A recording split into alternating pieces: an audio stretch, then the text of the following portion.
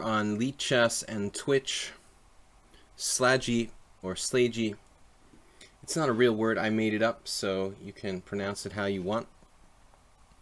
We are an international master from the United States. Most of the year I'm living in Budapest, Hungary, but I'm here in the US at the moment for July and August. So we're streaming USA time, Monday, Wednesdays, and Fridays, playing blitz and classical chess here on lichess, our favorite place to play chess. Yesterday we had a subscriber stream, our first subscriber stream, specifically for those of you who subscribe on Twitch, and I really appreciate the support. We've got nobody in the chat yet, but we should be very soon.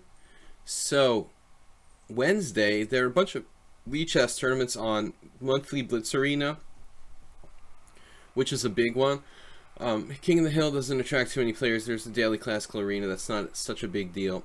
But the monthly Blitz Arena might take a few people away from the stream. Yuyan Chow, I don't think I pronounced your name correctly, but it's better to just call you Lord Jesus Christ. Your handle here on lichess. So we have two regulars challenging us.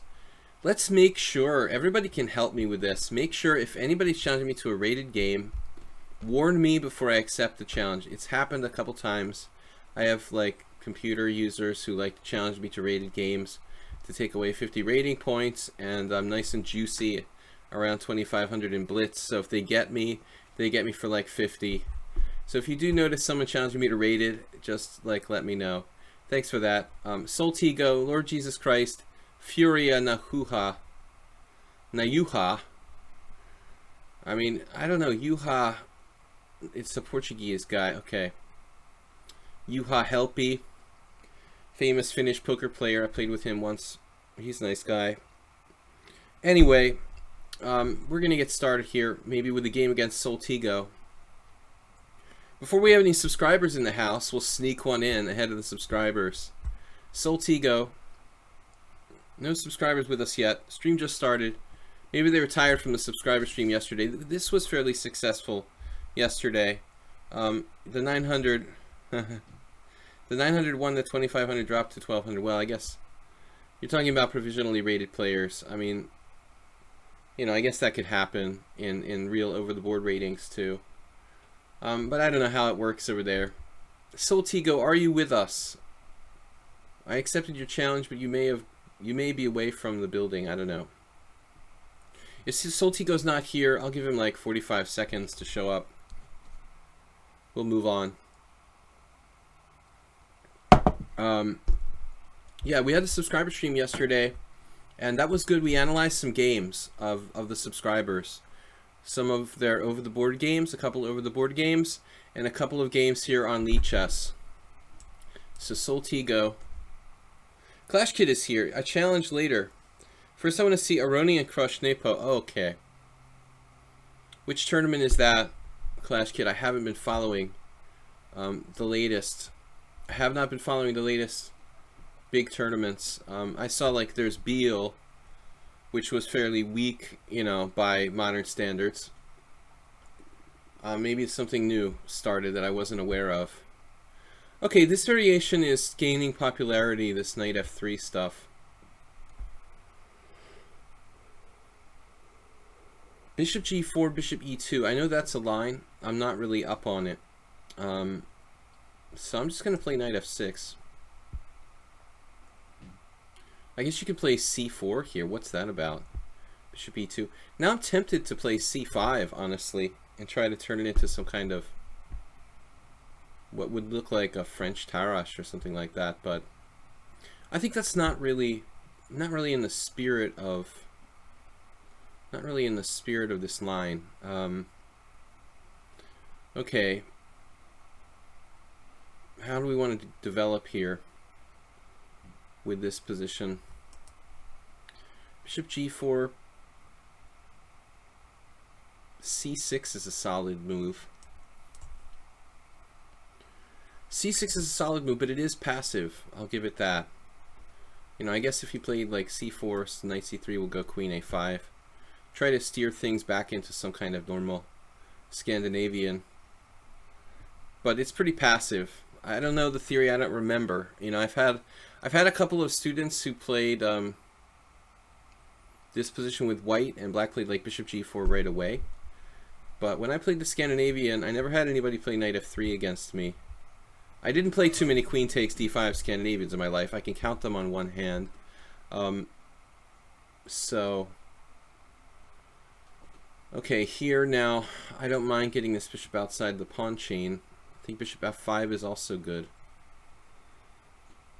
Bishop f5 or bishop g4. Probably other ways to play this position.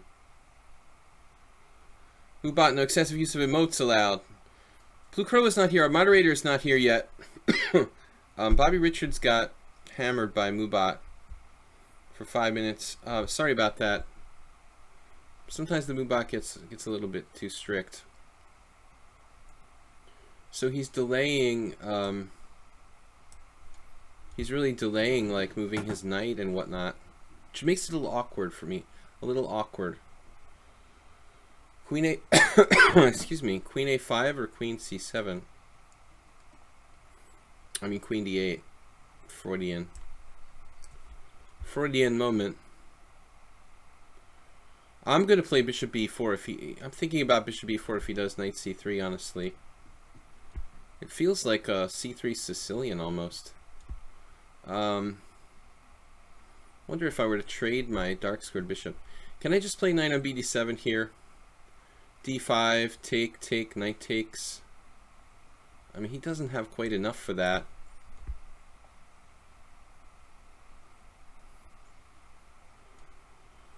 I am out of my normal opening repertoire, guys. I don't normally play the queen takes D5 Scandinavian. I toyed around with playing queen D6 a little bit, and I played queen A5 in, again, like a few games like years ago, but it's not really part of my rep. Move 11 said objectively the best line is bishop g4. Yeah, we looked at that. Bishop g4, knight c6, and castle's queenside. I declined to play this because I don't know the theory really, you know, and I was afraid to get caught out. If you don't know the theory, it's probably best not to play the sharpest line. Now, unfortunately, bishop b4 is probably playable, but it will be like kissing goodbye to my dark squared bishop. So, yep. I have to move the queen again back to d8, which is really awkward, but I don't see a better option here. Queen c7, it looks kind of like asking for it. I'm going to go with queen d8.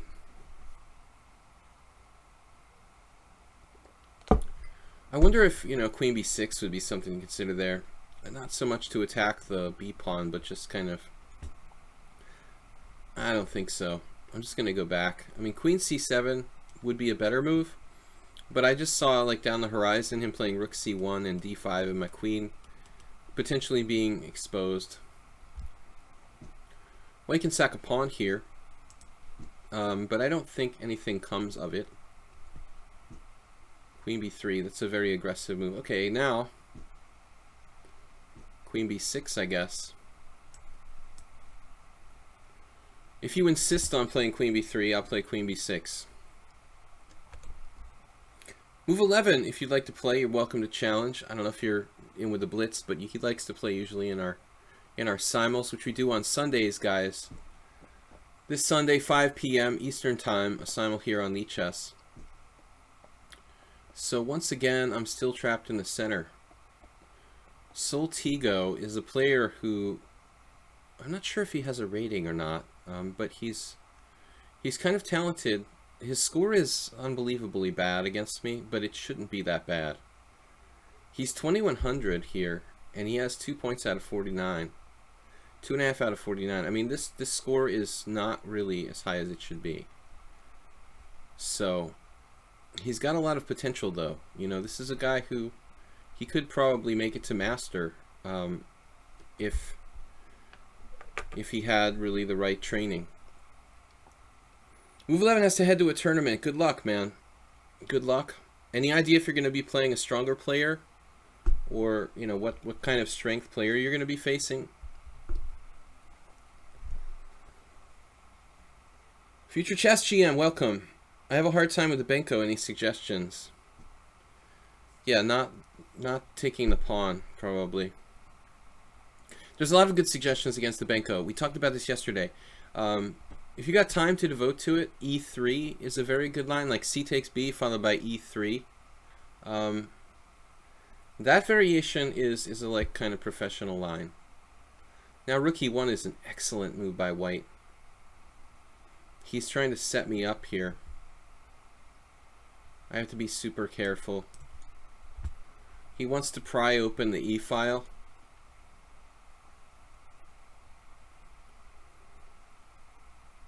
Bishop e7 will at least close the line against my king. You know, I was kind of thinking that if he does anything crazy, I can trade queens, you know, and take the pawn on d5 and just hang on. Of course, d5 may not be that devastating for a lot of reasons. You know, I might be able to play, just ignore it, you know. It's actually not threatening anything if he plays d5, for example. No concrete threat. You know, this move is a move I might be able to ignore in some circumstances. But that's they're not hanging pawns, but the effect is kind of like hanging pawns here. These pawns on c4 and d5. d5 is usually a devastating blow. So future chess GM, yeah, e3 or f3 are very good lines. If you want to play the accepted, I would avoid like the main lines of the accepted. That just gives the initiative to black. The e3 line, f3, I would say, you know, the decline variation with b6 is what I usually play, and that's very good. I mean, you know, at least it's like easy to play, and you're not going to get a worse position. The one time I ever played the Benko accepted, I lost to a Latvian grandmaster, Lazarev. It was like he didn't have to do anything. He just played like all the logical moves, you know, and I was just left like a pawn up with black having the initiative, and I lost. Never again, you know. I thought, oh well, I'll try it once. I don't know what possessed me really to try to accept the Benko. So I think the e3 line, the f3 line, or the line, you know, with declining, with pushing the pawn to b6, those three variations against the Benko seem very promising. How about queen c2 not taking the pawn at all? Yeah, that apparently has a good reputation. Also has a good reputation. You could do knight f3, like it's kind of a similar line. Soltico just played bishop e3, and this is interesting now. I don't think he's threatening anything with that move. You know, it's tempting to go like knight f6 and harass his bishop, but honestly, what about trading queens here, you know?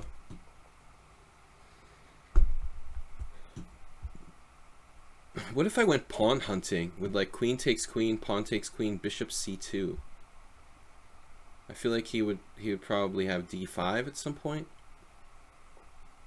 Yeah, that looks dangerous. My bishop could get trapped. Like, look at this line: queen takes queen, pawn takes queen, bishop c2, d5, bishop takes b3, knight d4, winning my bishop.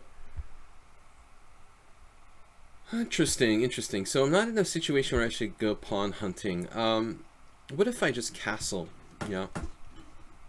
I'm afraid of what exactly?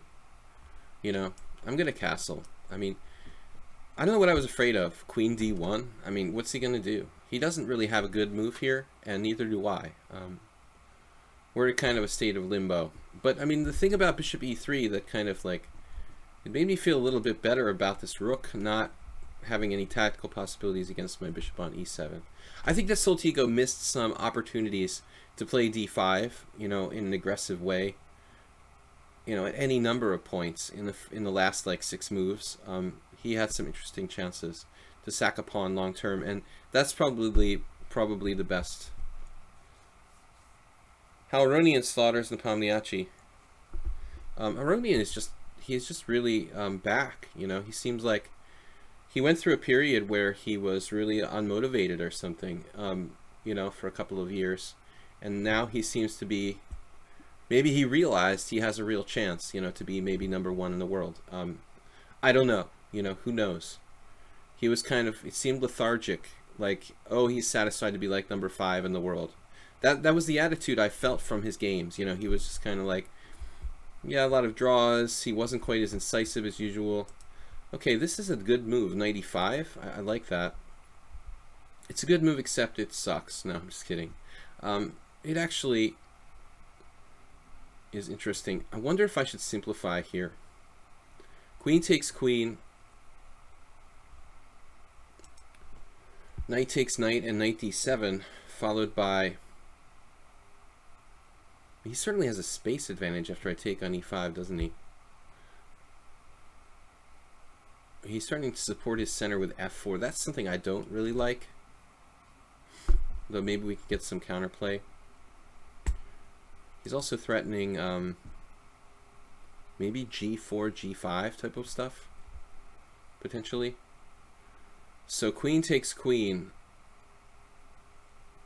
or knight takes queen, or knight takes knight followed by queen takes queen, followed by knight d7, followed by f4, something like that. And I could play maybe knight c5. He's going to take on, if he takes on a7, I'm taking on e5.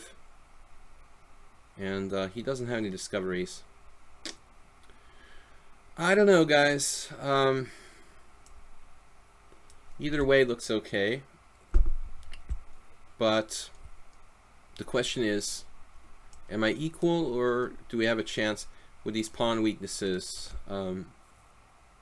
Is white a little overextended here, or is it just nothing for me?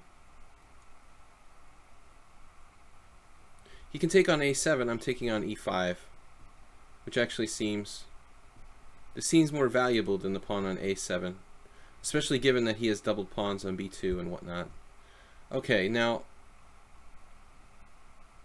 yeah, now there's some questions. Knight c5. I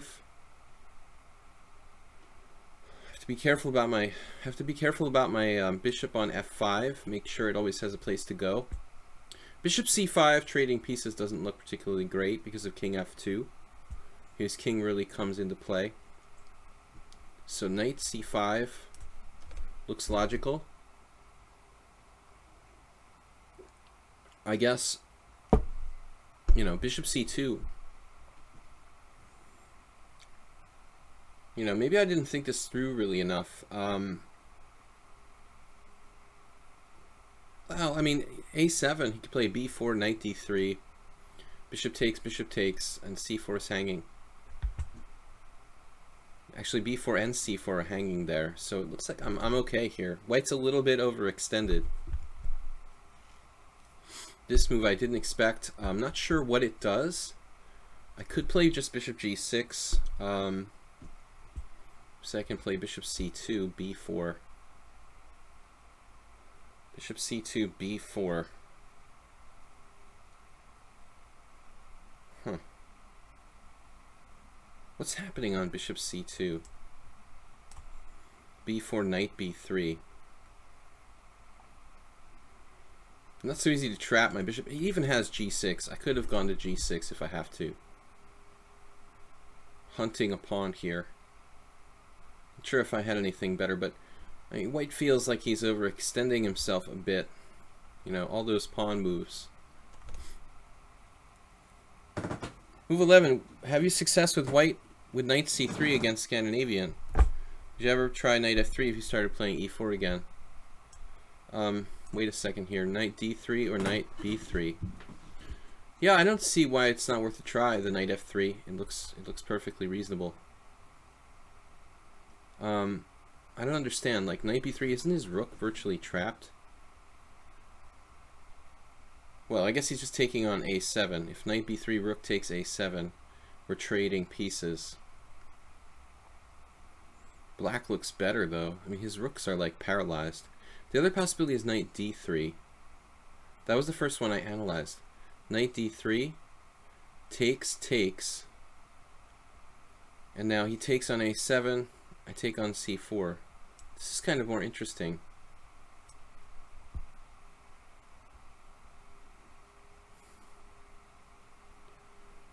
I didn't even consider rook a4, which was technically a move there.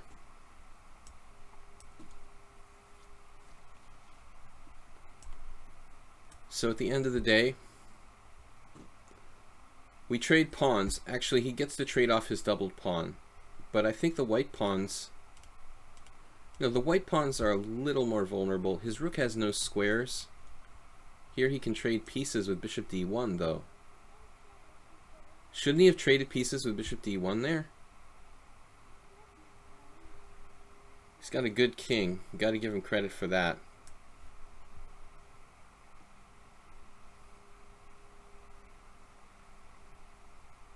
Looks like I don't have enough here to really claim an advantage.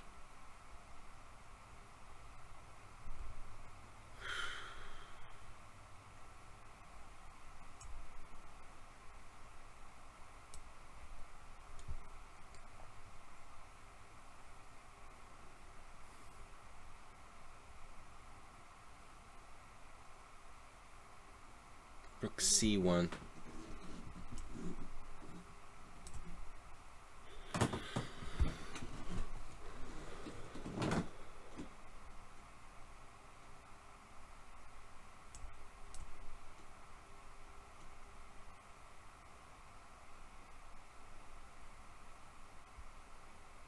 So he just hung a piece in like a position where he has this nasty move, bishop b6. This is why he has 2.5 points against 47.5. He gets to an equal position and he loses, weirdly. I don't know. What, am I better here? Am I a lot better here? No. Yeah, bishop b6 was irritating. I wasn't happy about that. I can't stay on the d file because rook d7, rook d1. You could actually play rook d1 right away, but I have bishop a5 there. And it looks like at the end of the day, if I have an advantage, it's like microscopic. So this was a good game, Soltigo, where you were hanging on and you were basically equal except for time. Let's see, does anybody play at c6? Not too many people. Not too many people play c6. It's not very active. Bishop g4. It's actually the third most common move, c6. But bishop f5, pretty rare. Miodrag Savic. Okay. Almeida played this, and that's about it. Looks like d4 leaves white with an edge. c4. We're actually following a Kamsky game. Chekhov versus Kamsky. Gada didn't know what he was doing either. Okay, queen a5. Gada probably played queen d8. He must have played queen d8. That's actually a sensible thing to do here. I almost played queen d8. We're following a Runich game. Okay, bishop d2, queen d8, and I lost the tempo, basically. Okay, he's got bishop d2 for free. I didn't like queen b3. I thought around here, like, just sacking a pawn would be interesting. Like a kind of positional pawn sacrifice. With d5. Just to open up my king, you know. I think that's the way to go, man. Alright, we've got challenges from any kind of... Yeah, we've got challenges from any kind of subscribers go first. So, Alcano, Emil Skinner. Does anybody have a plan? A plan? Why 95% of all Super GM games start with E4, E5. Okay, I think this is partly like computer era. You know, we're getting more and more computer related. Computer era, you know, and I think the computers like analyze these Sicilians, these dynamic positions so well, people start to be afraid of playing sharp openings, you know. I think they're more afraid, the top players are more afraid of playing sharp openings than they used to be, honestly, because of theory. I think it's contributing to a more solid overall trend, you know, like a lot more E4, E5 type of stuff. Okay, okay, no.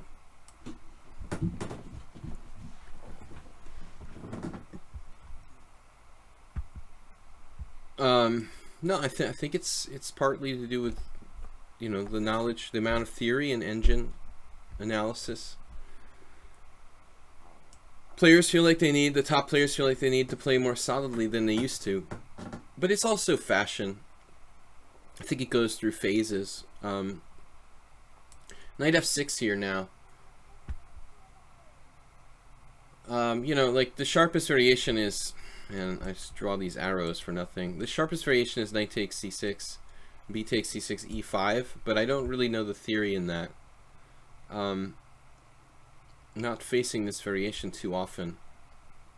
So let's play knight b5. The Karpov approach. Fortunately, I used to play e6. Are you guys talking about the French? Anyway, welcome everyone. Please subscribe to the Twitch channel, guys. Support the stream. Twitch stream, I should say, not channel. You can also subscribe to my YouTube channel, Video Chess Training on YouTube. At the end of this week, I should upload a video where I'm going to go over some simul games that our subscribers played last week in our weekly simul on lichess, which is 5 p.m. on Sunday. But you know, even if you must e45, then at least try the Scotch for once. It's always Italian and Roy Lopez. Yeah, the Italian game is very popular now. Well, the Scotch you do see, Clash Kid. The Scotch is played. Usually, though,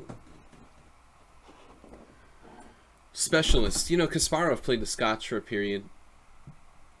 He kind of brought it back into fashion, actually. Before Kasparov adopted the Scotch, it was completely like a romantic opening, practically. Okay. Okano goes bishop b4. We'll play the main line here. It's pretty technical and kind of boring. If black plays, you know, bishop takes c3, knight takes c3, d5, ed, pawn takes d5. I don't know the theory very well, but he didn't play d5, he played castles.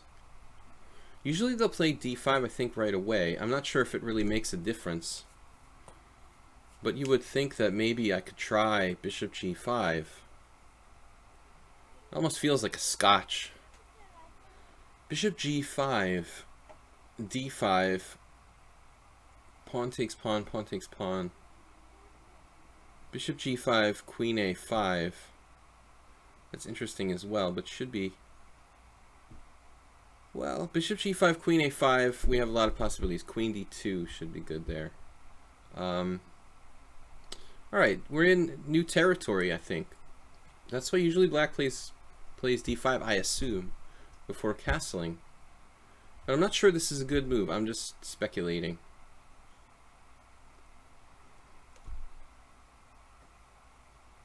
So if a player trains mostly with a computer, wouldn't they look suspiciously like an engine? Doesn't that just kill creativity? I mean, I think the players who train with computers are going to play more like computers. They're going to tend to make like very few pawn moves, not create weaknesses in their structure. Yeah, I think it's going to reduce your creativity to some extent, but it works, you know. It's a playing style that works. Okano played a6. It looks very slow for black. He's creating weaknesses on the dark squares where he doesn't have a lot of control on those dark squares. Having said that, I'm not really sure what I'm supposed to do here. I really need to get developed. My dark squares too need support. Queen d2, bishop d3. Bishop d3 is where that piece would usually go. Black doesn't have much pressure on e4. So therefore I might not need to play bishop d3. Maybe my bishop is better on d2. On e2, excuse me. Queen d2. Castles queenside. I feel like I'm safe just castling kingside here. But again, this e4 pawn. He's going to play b5 and probably bishop b7. So down the line there will be pressure on my e4 pawn from his bishop on b7. Bishop e2, b5, castles kingside. Move the knight somewhere, and then I'd have f4 and e5. What about bishop e2, b5, castles kingside, knight a5, for example? Still I have, feels like I have a good position here. I don't know why. I just prefer my bishop on e2 than on d3. Black doesn't have a very aggressive setup. The king says f4. Yeah, I mean, you can play f4, of course. You can play f4. But he has counterplay after f4. I mean, I think the queen b6 starts to be interesting there. You know, this way he's playing it. It looks like some sort of pawn sacrifice, which is kind of interesting. I mean, I don't have to take the pawn, you know. Bishop takes f6, queen takes f6, queen takes d5. And then he's got a certain amount of compensation for the sacrifice pawn. So I think I'd rather not say I did. You know, we're just going to play like long term. I didn't expect him to do this. You know, he has... I think he has like an inferior version of this variation. The kind of position he would have gotten if he had played d5 right away, which is the main line, I think, instead of castling. He's played a6, which is unnecessary, kind of losing time. If I took that pawn, you know, which most materialists would do, ooh, I won a pawn. Like bishop takes f6, queen takes f6, queen takes d5. Black has a number of ways to pose problems. You know, if nothing else, queen g6 or rook e8 or rook d8. Lots of compensation. So I like the move in general, d5, but I don't think he played this that accurately. Now it's a little more tempting to take the pawn. You know, bishop takes f6 and queen takes d5, as I'm already castled, but still not sure that it's best. Computer would be hard pressed to decline it, I guess, but it looks to me like he still has compensation. It's not going anywhere. This weakness is not really running away. So I'm going to take my time with this. Another tempo, sort of. What about bishop f3? Bishop f3, knight e5.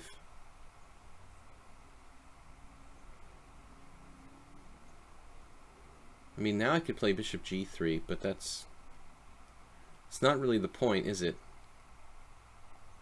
He's broken the pin.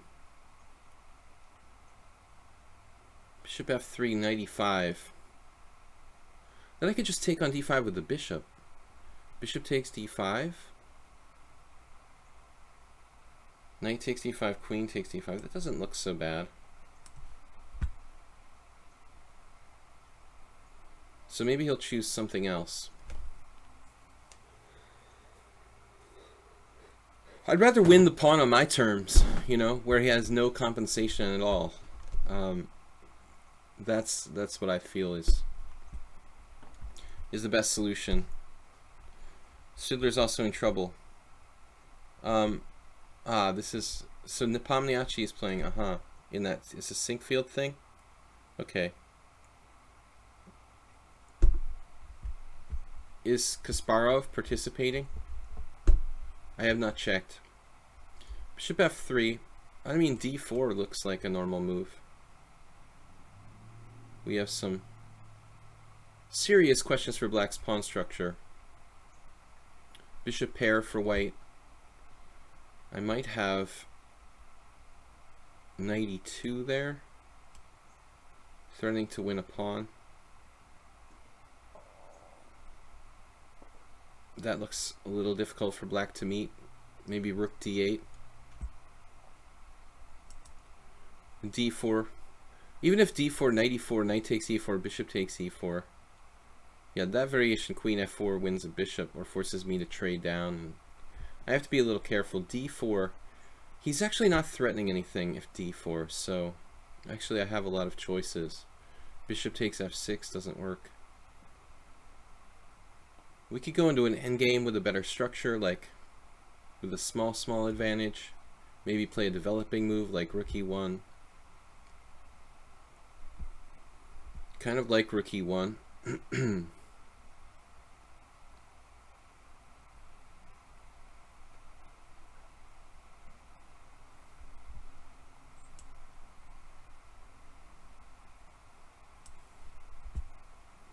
Just developing a piece, keeping the tension in the position. Queen f4 now, I can play bishop g3. I'm looking at like knight e5. I'm looking at some variation like knight e5. That's kind of problematic. Knight e5 is annoying. Knight e5, knight e4, knight takes f3 check, queen takes f3. It looks like black might be okay there. So knight e5 kind of messes me up. Bishop takes f6, queen takes f6. Looks like knight e5 just is good for black. And I made some kind of mistake here. I wasn't supposed to let him get my bishop pair. Knight e5, knight e4, knight takes f3, queen takes f3. We've got, he missed it. I mean, that's his only really good move. Bishop g3 now. And I think we'll just keep the bishops on the board. I'm not going to trade these two bishops. I didn't see anything clear there.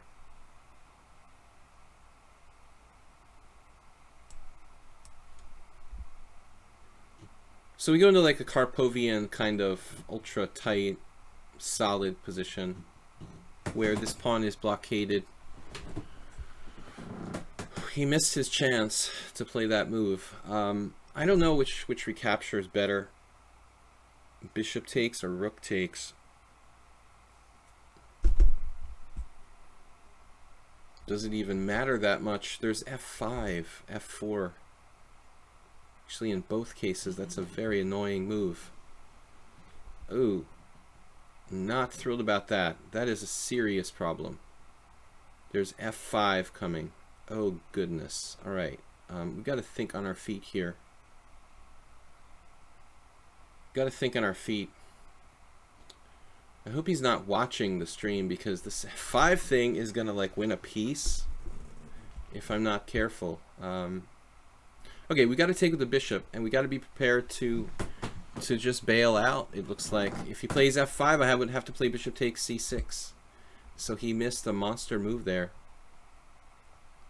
Another opportunity squandered for Okano.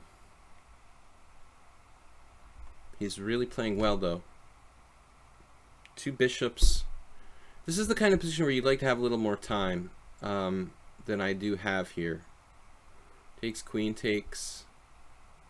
Don't want to give up my bishop pair. Don't know what to do. Obviously, f4 is kind of dodgy. c3.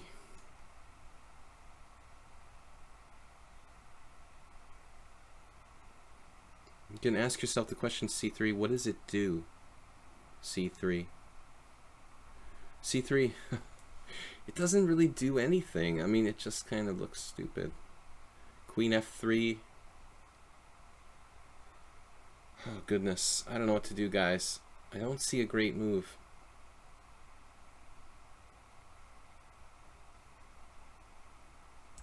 We'll just play solidly. Blockading. I just didn't see a good move. He's going for the instant simplification. Theoretically wrong. You know, with a worse structure to trade down.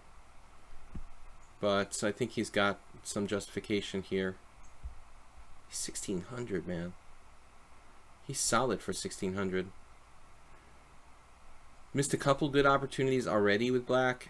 I think he's almost equal here. Just active. He's so active, but this was big mistake. You should have played 95 there. So we can keep like a tiny advantage in this position after rook e1. 95, I'm not sure I had anything, to be honest, after that.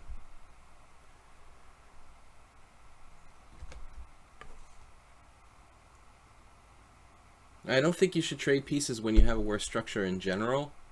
But here, I think trading off my bishop pair is pretty good.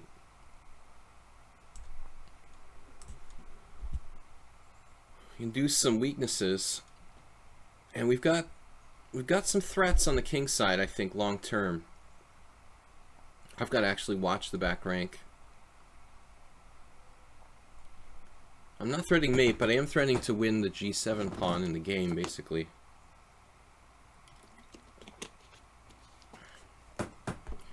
Maybe we'll induce some weakness in his position. But again, like, black had tons of opportunities in this game. Just not quite aggressive enough. This drops a piece. So an hallucination. And it's just another fortunate win for me. So that's two games effectively, you know, where I had basically nothing, or very little. And I just won because these guys blundered. Soltigo also just blundering in a totally okay position.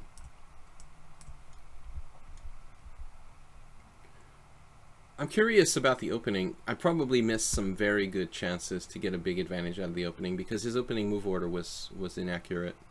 I want to see if my bishop g5 was the best, you know. The question is to follow it up actively.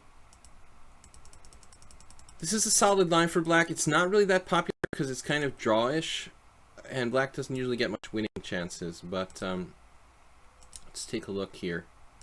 Yeah, so vast majority of games, 1331, black plays d5, and the normal line is like d5, ed, ed, bishop d3. Our opponent played castles, and theoretically the problem is supposed to be queen d6. I was not aware of this, now I am. Yeah, queen d6 has an overwhelming score, and according to the engine, it's the only move that leaves white with an advantage. I disagree with that. I doubt it's the only good move for white. My bishop g5 is probably okay. Bishop d3 is okay. But this apparently is very strong. There's nothing better than like knight e8, you know, and then you've driven that knight back to a passive square.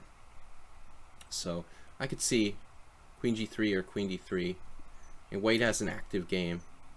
Babakouli Anikov, 1992. It was like baby Kouli Anikov, my friend.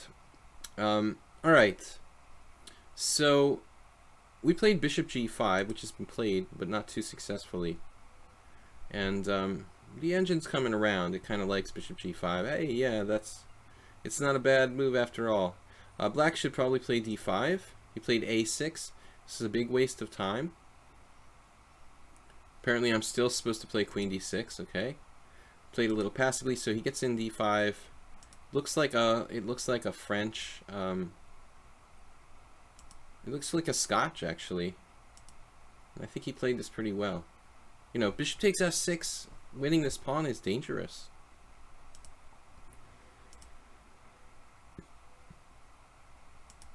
Bishop f3. I thought knight e5 here was already interesting. Rook e1, best move. Yeah, he missed his golden opportunity for knight e5 here. And that's, you know, I thought this was the easiest way for black to equalize, but bishop d7 was a bit too passive. Good move, queen c5, and now I don't have much. We have a little something. But I must have made another mistake. f5, man. The computer finds the miraculous b4, though. I didn't see this. But apparently I need this move desperately. If I don't have b4, that knocks his queen out of position, and it makes his life a little tricky.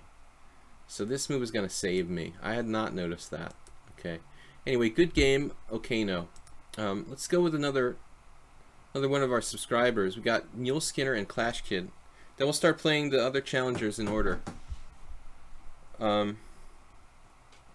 Alien Foo. Why is queen d6 a good move? I can't see why. It doesn't threaten anything. It's a bind. It threatens slow strangulation and asphyxiation of black. It's like a different style. It's not about, like, you know, checkmating. It's about like slowly strangling the other to death. So Mule Skinner is a tough player for me to play because we always get these really tough games in the a lot of tough games in the Sicilian Grand Prix attack. I'm kind of bored of that, you know, so I decided to play e4, e5. Not my usual repertoire. So I thought we'll try something interesting here. I don't know. We've played this probably once before, but I'm gonna go with the Norwegian variation. The Norwegian variation. Nothing to do with Magnus Carlsen. This is a good surprise weapon.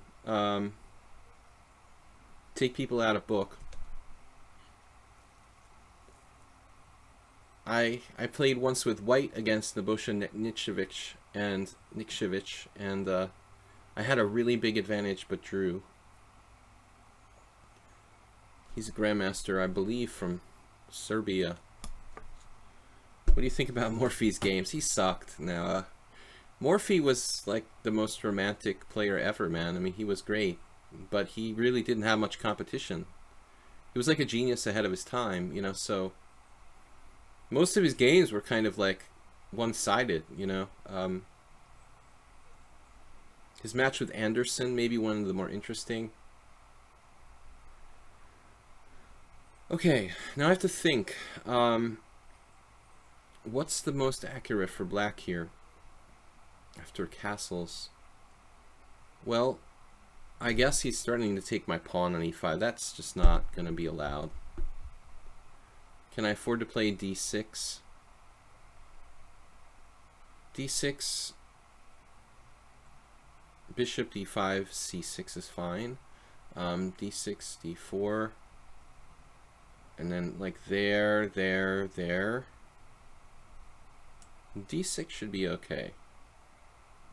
It's probably a move we need to play at some point.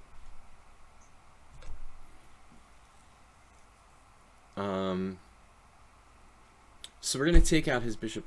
Of course, Morphy was an unbelievable player. He would make Super GMs today look bad. I don't think so, Salty. But he would definitely, you can't even compare because he doesn't exist in the same time. But of course, if he was, you know, his genius in a modern body, I mean, all right. We're taking that bishop out. And then, now the question is, do we have to give up the center or not in this position? Is there anything wrong with f6? The key question. Probably not. I think this is what we want to do here. Maintain our strong point on e5. Keep the bishop pair. This bishop is not pretty at the moment, but it could become a good piece.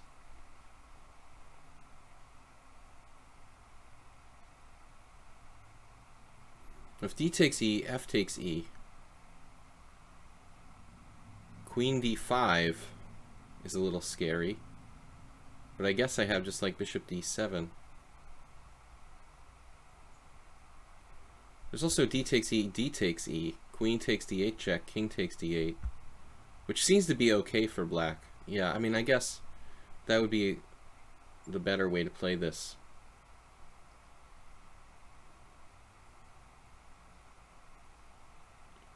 We could still transpose to my game with Nichkevich, probably.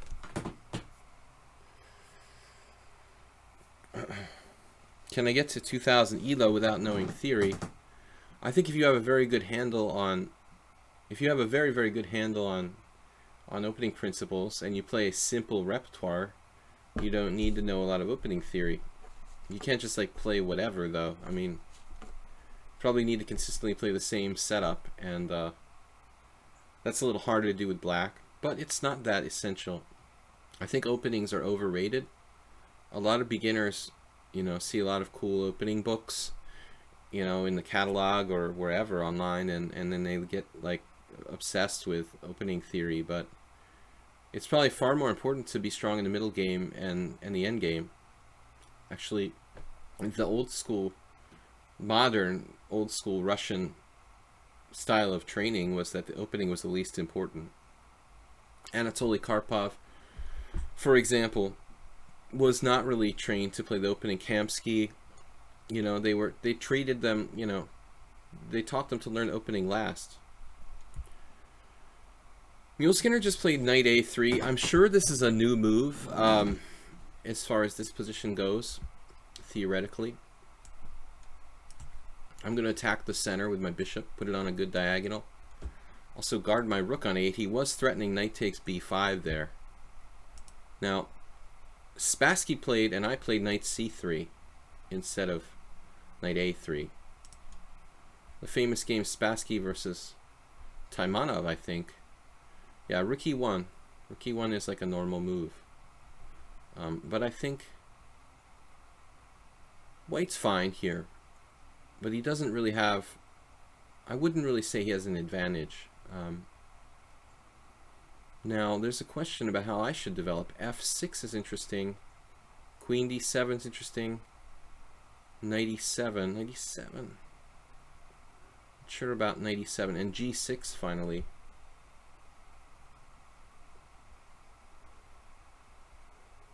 Queen d7. I wonder about that. A useful move overall.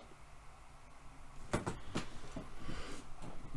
could also play c5, which is a really radical move, but it's kind of appealing to me. But given the situation at hand, this might actually be good.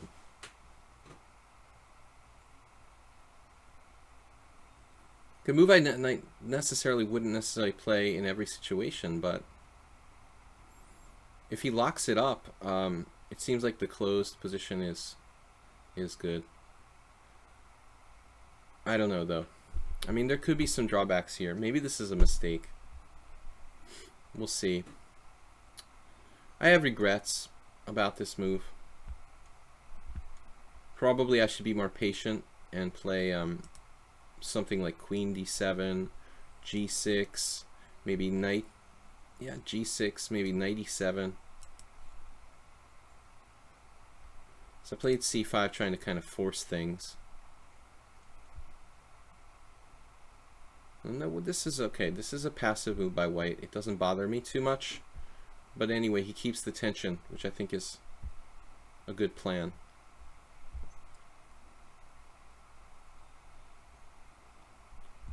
What do we want to do? Develop our pieces, but how? h6, g6.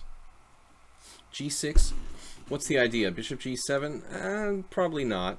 Because I need this bishop, I probably need this bishop to control like the center, d6.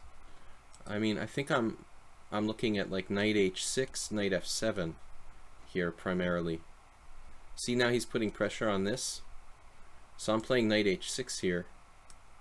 I'm keeping my knight, maybe going to g4, threatening to come back here. He's actually dropping the e4 pawn there.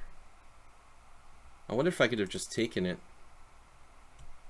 It's unclear. Bishop takes e4, d takes e5, d takes c5, d takes c5. Yeah, I guess I just win a pawn, don't I? Bishop takes c5, bishop takes f3. What's going on? I guess I just win a pawn there? Seriously? Mule Skinner. Okay. A second chance. No, no, no. I can't do it now with the knight on h6 because he's going to play bishop takes. So maybe now after knight f7. We're threatening bishop takes e4 again. And I think that black is playing against the knight on a3. We've got long-term bishops. Okay. Bishop takes e4. Pawn takes c5. Pawn takes c5. He's got this threat, which is kind of annoying. Nothing at the moment though. Okay, bishop e7.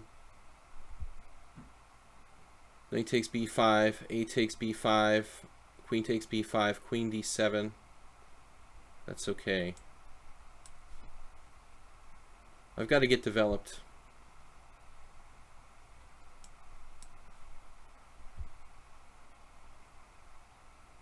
Rook d1, queen c7.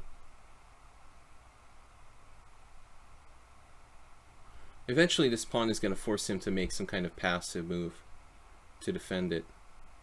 So he's getting low on time here. I also have knight d6 later on. We're obviously going to castle. We're safe on the white squares. White doesn't have great white square control. Okay, this pawn and this pawn and this pawn do control white squares, but other than that, you need to sub in our case, create a PayPal account where you can claim to be 18 years old so you can subscribe. Guys, please subscribe. Rook d1, Queen c7 or Queen c6 or Queen c8. It's all good.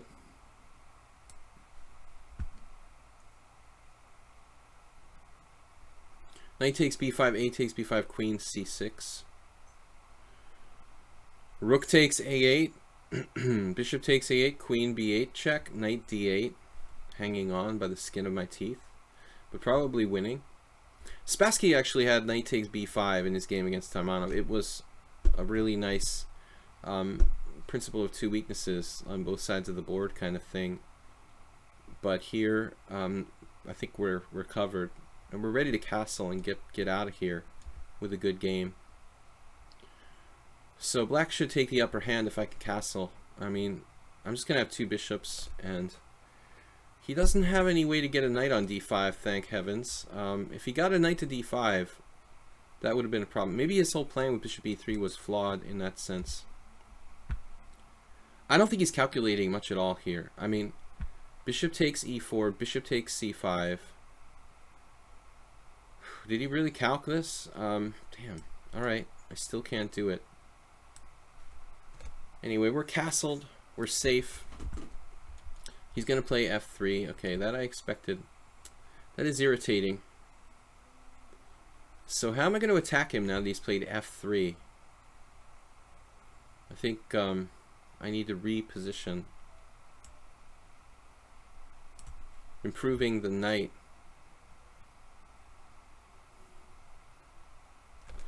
Skinner got his locked structure, except there's an open file involved. He loves closed positions. I didn't see what else to do. We're keeping this guy in a bad square. Okay, now I don't think I have a choice. I'm going to have to close it with b4. And white should consider like exchange sacrifices maybe with rook d5, but that's a lot of material to offer, you know, a whole exchange. I don't know if it's really sound to do that, so maybe we can land first knight d4 and just have the upper hand.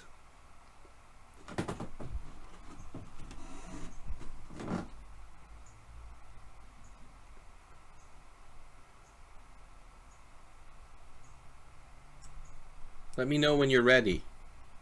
You're ready? Alright. He's ready.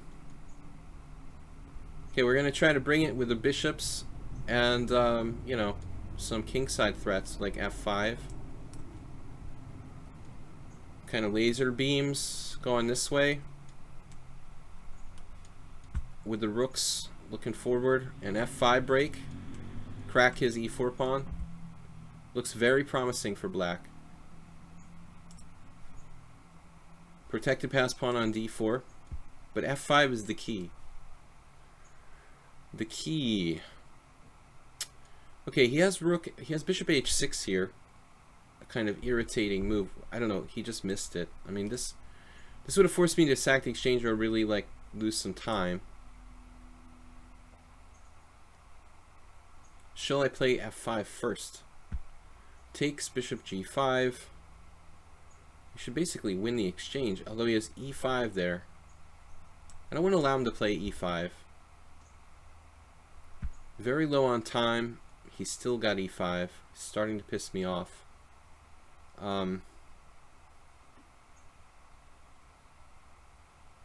He doesn't have e5, does he? Doesn't have it. Thought he had it. I was like, oh man, he has e5 again. I've got it under control. That was close. But we got him bottled up. This pawn island. Really just stuffing his pieces. If he does e5, he loses a pawn. I mean, maybe that's his best. What else? This is probably worse. He would have been better off going for that. Now he's just lost. So let's see the theory here. Yeah, he had to play e5. Bishop takes e5. It's an unpleasant position, but only chance. So, okay, castle's in main line. I played the main line d6. He plays the main line d4. And now I played knight takes b3. Ivanchuk. This is the most recent game. I actually did this game for chesslecture.com last year. Dominguez against Ivanchuk. It follows my game with Nebojsa Nikčević like exactly until like Ivanchuk improved on Nikčević with a move that Nikčević actually suggested he play, you know, in our analysis session. So Ivanchuk's pretty well prepared. Anyway, a takes b, f6. So knight a3. This is not really the right move. Queen d3. It says here bishop e3. Wow, I'm surprised at Stockfish's evaluation. I mean, that's immense. That is some optimistic evaluation here for Stockfish. All right, guys, let's move on. Blue Crow, what's up? Knight a3, not a good square. So, we've got one more subscriber, Clash Kid. And then we're waiting for our new subscriber for today. Can you answer about Kasparov chances, Diovin? What do you think about Kasparov chances in St. Louis? Okay, I didn't like check out the whole list of players.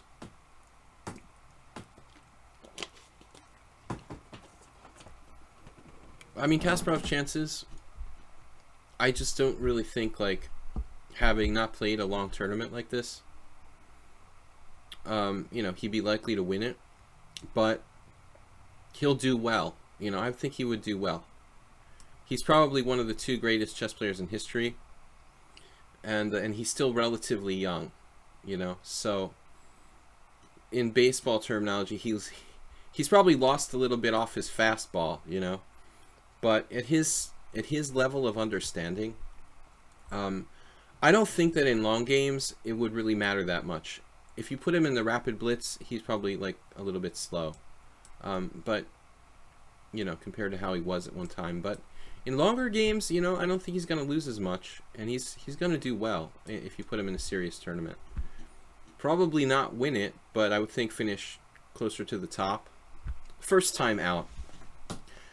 As you put him in more and more tournaments, I think he might become more dominant, you know, but I would say he would finish the top, you know, near the top, but probably not win. You know, that's more of a guess than like anything else.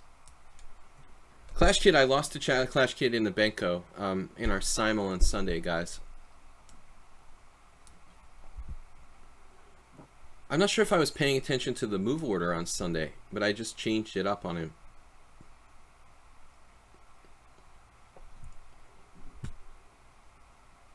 Last time I played bishop e2 and he played bishop g4. This time I played knight d2 right away.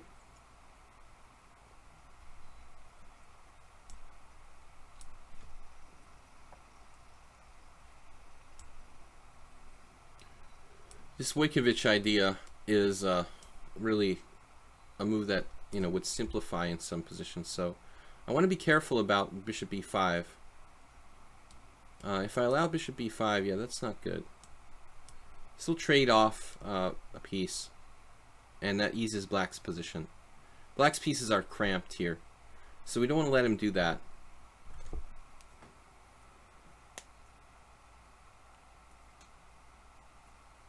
No, I mean, I don't know, you know, so Svidler doesn't seem quite as strong as the other children in that tournament.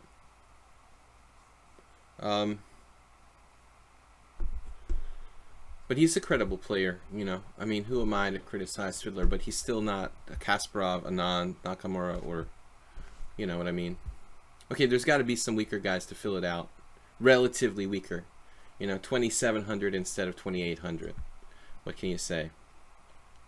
But, you know, I think Kasparov will finish in the top half. That's all I'll say. Maybe he'll win it. I don't think he'd win it, though. Straight off on the first tournament back. how much is he really preparing for this? Or is it just more of a publicity stunt? You know what I mean? That's one of the things we've got to ask ourselves. Kasparov had the match against Deep Blue. He had this sort of bogus match against Nigel Short. He played Blitz and Class Blitz and Rapid before. You know, all these things are just promotional things. You know, I mean, how seriously do you think Kasparov prepared for this? I really kind of doubt it, you know. I mean, not the way he used to prepare in the old days. Let's just say that. You know, I don't think he's going to go into it as well prepared as the other players. This is going to be holding him back, I think. You know, it's a promotional thing. I really, really doubt that we're going to see Kasparov make a serious return full time to playing chess.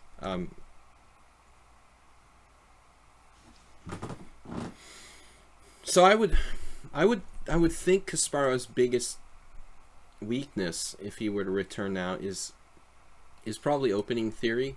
He's probably behind in opening theory, and it's not like he lived, you know, in the moon, but he's been focusing on other things, and so if there's any weak point, it would be like opening theory, you know.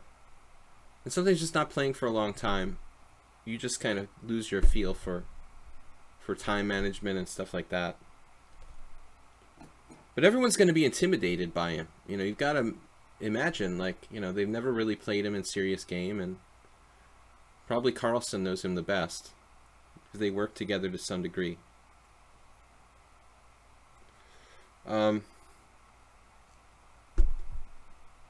He hasn't played a serious tournament in a very, very long time. Those other matches and stuff like that, that's just promotional.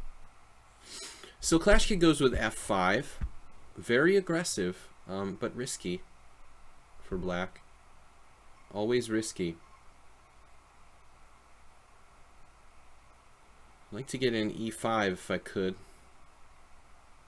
But e5 is complicated. I like this variation, like e5, pawn takes pawn, d6, pawn takes pawn, queen d5 check, king h8, queen takes a8, bishop c6, hasta la vista, queen. That's the kind of thing that might actually not even work, because I have like knight d5 at the end of it or some crazy thing. Funny. e5 is almost working.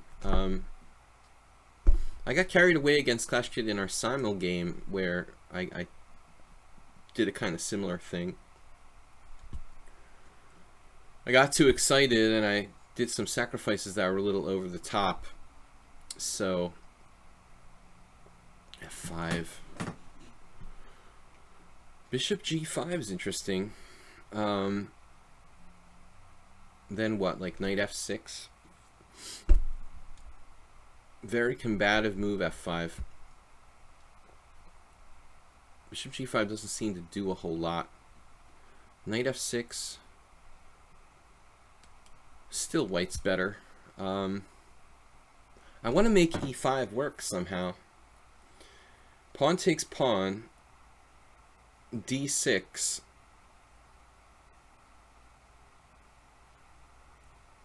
Knight takes d6. Queen d5 check.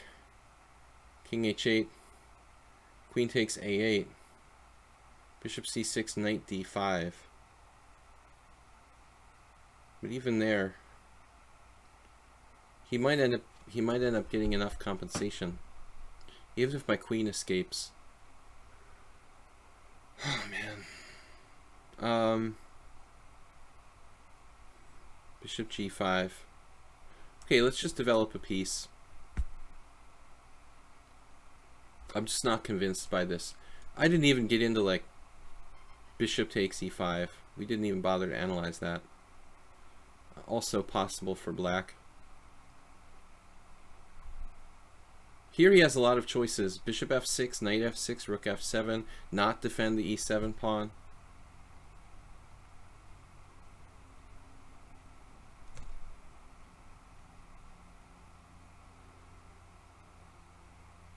His biggest weakness is the Russian school's least important part of chess, and he should be fine.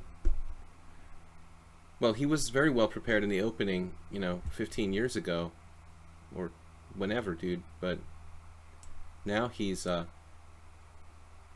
He's missed like 15 years of theory. Okay, I think this pawn on e4 looks kind of weak to me, you know, so I'm not in a hurry to take that. This one looks more valuable on e7, the base of his pawn chain. So we'll just delay this. Try to pick that up later and go for this more valuable pawn here.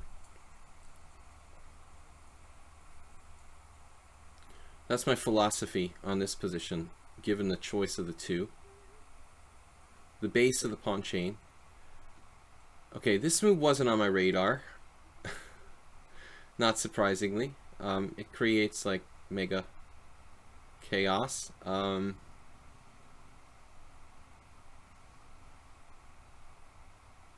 think it's just a blunder. Knight takes a4 and we win the exchange.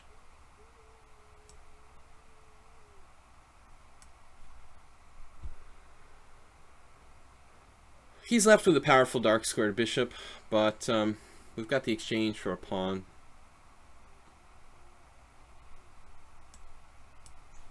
This knight c8 is a problem.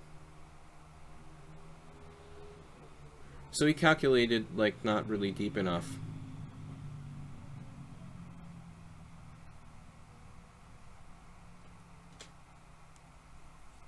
Guys, I appreciate if some of you would subscribe to the channel today. We've got no subscribers for today as far as I know. Are you here, Mr. Plucrow, our faithful moderator? Guys, we're doing Monday, Wednesday, and Friday streams for viewers and subscribers too. Once a week I'm doing a special subscriber stream. We did it yesterday. That went successfully. Game analysis and some blitz. Sundays I do a simul. Schedule is subject to change. From September, I'm going to be back to Europe. The beginning of September. Alright. We're getting that queen. I like the queen on a8. That queen on a8 looks... It looks slightly out of play. Here I have bishop. Obviously I have bishop g4. Bishop g4, knight c7. Knight takes d6. Start taking things. I don't know. It's basically a blitz game. I'm apt to miss something here. This poor knight, man. I've been there in the Blumenfeld sometimes. The knight that just can't, you know. There was this one time. I just remembered something funny, but I don't know if he's still alive. Grandmaster Anatoly Line. He's like an old Russian grandmaster who moved to the US like 30 years ago. He, maybe more now. Like, he was playing this game. And I just remember, like, my friend was watching the game and Line got really nervous and he was like disturbed by the spectators. And my friend was smiling or something and Line was like, just don't. Just don't. It's just like a great line. It's like Nike, but negative. Just don't. The knight is like, just don't, man. It's not going anywhere. Check. Check. Oh, the rook is just begging to be in the game. Vertical. Vertical happiness. And no bishop takes b2.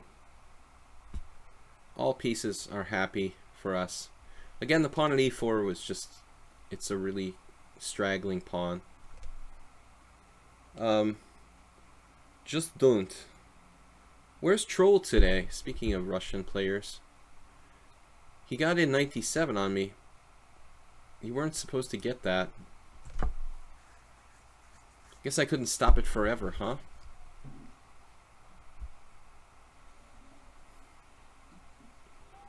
Rook h3. This rook on f1, it's doing a good defensive job, but I'm a little concerned it didn't live up to its expectations. He's actually got a pawn for the exchange. I mean, materially, black is almost okay here. We're going to need to bust through. On the white squares, Just need a little more force to make this happen. I mean, I could have traded bishop takes knight, but doesn't seem optimal. Okay, he's pretty tied up here. What's next? Queen d2. I like queen d2. My rook, though, my rook is hurting. My knight is unprotected, too. That's an issue. I don't like my knight being unprotected. Queen there. Queen g5. I think that was an unfortunate move, queen e7. Pretty much like the worst move he could play. It looks like something like this is pretty irritating, actually. With queen b5. Okay, I'll just play b3. Actually not. Never mind. I just play b3. Okay, take it back. I take it back. Twitter recant. Queen g5. I thought this is good. I mean, this was actually my idea in the first place. His queen is unprotected. There's no fancy knight takes d5 because of queen takes d5. Or is there? Maybe there is. He has a crazy sequence. I might have to play an endgame. Actually, I have queen takes g6 there. That looks interesting. Interesting. We have a strong attack. No rook. Look, it's like rook odds. We're not playing with these rooks. Clash Kid getting a little bit low on time. Knight c7. And why not, sir? You got to admit that makes some sense.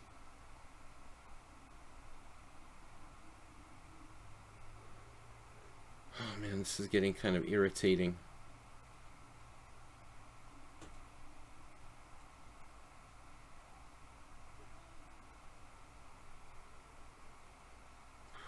Queen takes g6.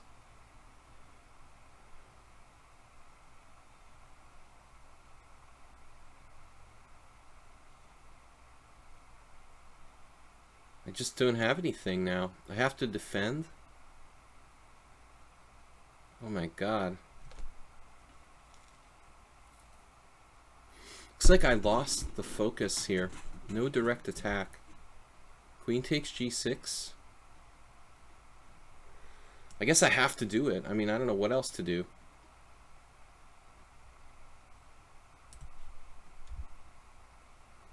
But he's got a lot of active pawns, and my rook is not playing.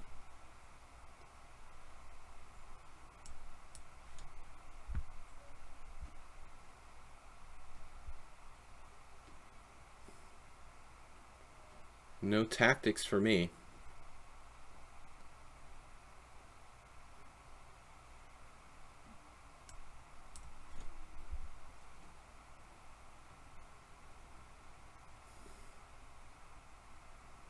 One minute and 25 seconds against 52. Clash Kid missing queen takes h3. Tactic, tactic, tactic. Knight e6 or knight f5 here. The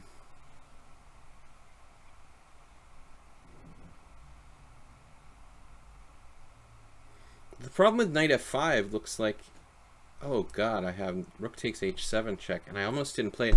I'm like, tactic, tactic, tactic. Yeah. Jeez, man. You win by the sword or die by the sword. It's like, queen takes h3. My radar always goes off a little bit too late. You know, maybe you should play this out. You have a lot of pawns there. I think you were just better, you know. Even pre-blunder by me. So we both make massive blunders, but this position I missed rook takes h7 the move before. So I was actually winning here. You should have taken on, maybe taking on d5. According to the engine, it's not good enough. You're lost. Wow. So you're actually lost here, and I didn't see it. Damn.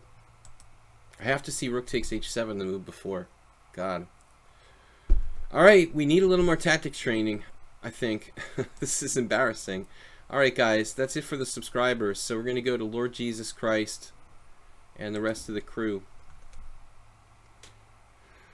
Oh, man. Just didn't see it. I saw the move for him, though. And I found it the later move, at least. I didn't lose it, like, for twice, but that's really disappointing. Oh, man. So Lord Jesus Christ plays the Caro-Kann. Okay, what are we going to do? The one time I almost beat Hikaru was, like, e5 there. He flagged me with, like, king against king and queen. But he was, like, knocking over the pieces and stuff. It was a blitz game. Knight c3. But I like this traditional Caro-Kann approach against c4 better. Lord Jesus Christ, I don't remember if we played this already. We've had a number of games. I played, I think, a mainline Caro-Kann against you. Or what was that? No, I played a gambit. Okay. Bishop d3. That was the game where I played the Bondarevsky or Boleslavsky gambit with bishop d3. Rook takes h7. Yeah, it was there a move before. I know, man, that's really bad. I almost didn't see it the second time. You know, I was like so happy he didn't play queen takes h3. That's all I could look at. You know, I didn't even see the move for me. I'm sitting there thinking that I'm worse, and I have like +9 crushing rook takes h7. Okay, Lord Jesus Christ transposes to... Oh, this is mainline Panov. This can also be reached by many openings. Queen's Gambit accepted. Actually, this move order, you know, this move order isn't probably Black's best. Taking on c4 straight away. It seems like he kind of wastes time, but I guess he could transpose to a straight up Steinitz variation of the Queen's Gambit accepted, which would be like normally like by putting the knight on c6. Knight on c6, bishop b7, castles, like straight up, super solid. Knight on bd7 looks okay, but a little fancy. A little fancy. So where do we want to put our bishop in this type of position? That's the key question. I like bishop d3. Looking at, you know, h7 square.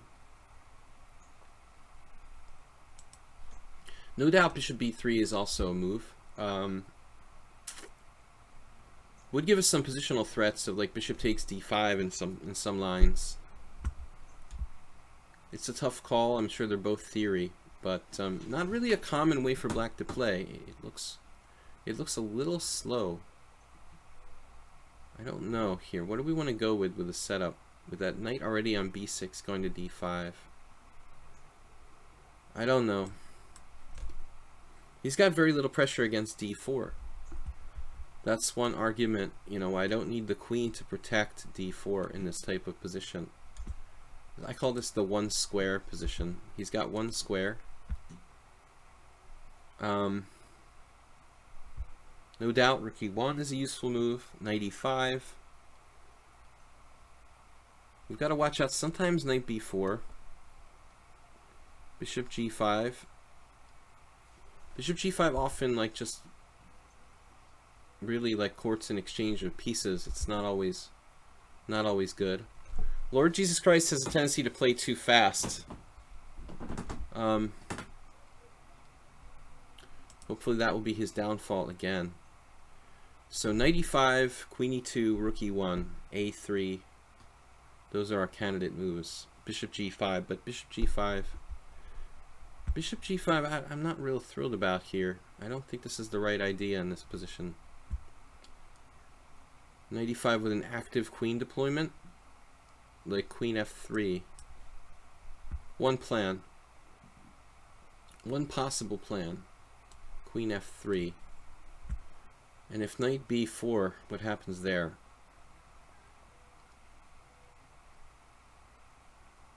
Could be a problem. Maybe not right away though. I have bishop b5 check. We have time then for this.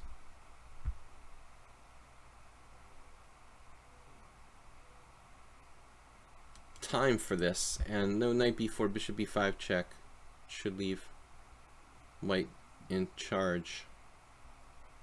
So there's the possibility of rook d1. And I don't really want to trade pieces here. Queen h3.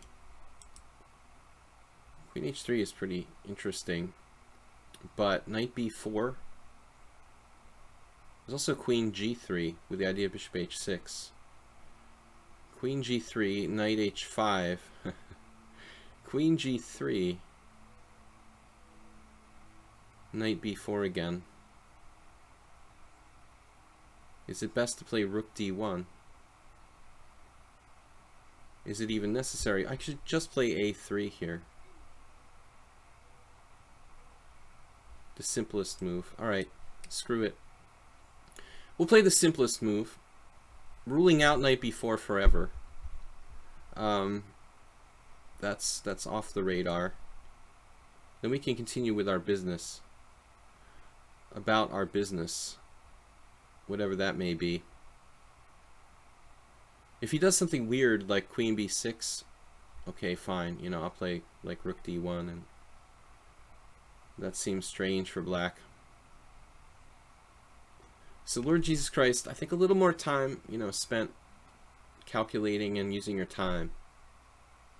When does stream end? 1 hour from now, 6:30 Eastern time. Rook d1, see, my problem with rook d1 is that sometimes this rook can be useful from e1, or maybe like I can even push f4, f5 later on. It would be more ideal to bring the a rook to d1 in one shot. That's what I'm kind of hoping I could get that in, but this is a move we might have to play at some point. I'm looking for queen h3, queen g3 ideas. You know, note that I didn't play bishop g5. Okay, now this is really weird. He just allowed me to play knight c6. I would think that would be bad for black. Knight c6, we just take, and then he has to take with the knight. Or no, he has to take with the queen, and then I have like knight takes d5,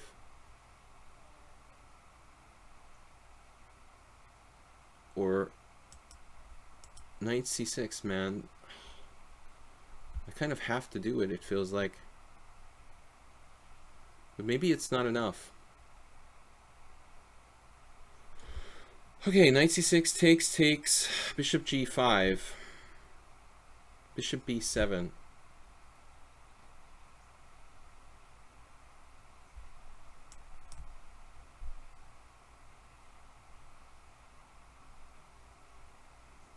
Do we have an in-between move of some sorts? Any in-between moves?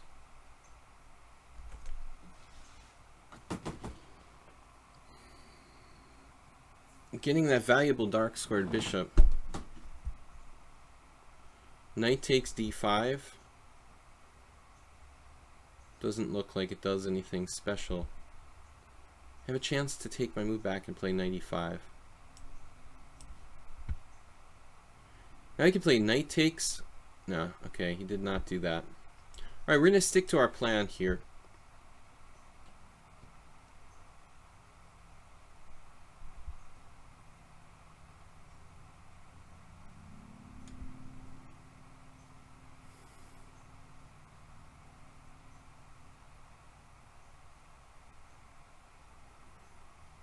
Is he thinking about like h6 now? I hope so. Actually, I have bishop e4. That's a really bizarre move. Bishop e4.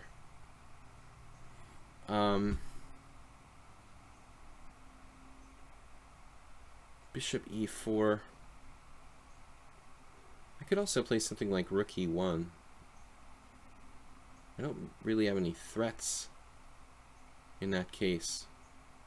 Queen h3.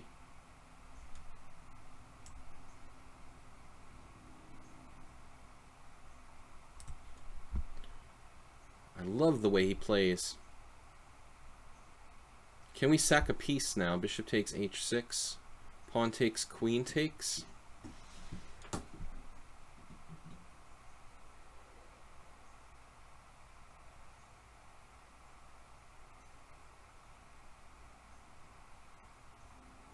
Doesn't seem to work. Take, take, pawn takes, queen takes. Then he has like bishop e4 at the end of the day. Queen g5 check. Take, take, queen takes, knight takes c3. Queen g5 check. I have at least a draw. King h8. Queen h4 check. No, queen g5 check, king h8. Okay. Queen g5 check, king h8, b takes c. Any move. Alright, let's have some fun. I don't know if this works. I mean, we'll find out. Maybe it's not enough.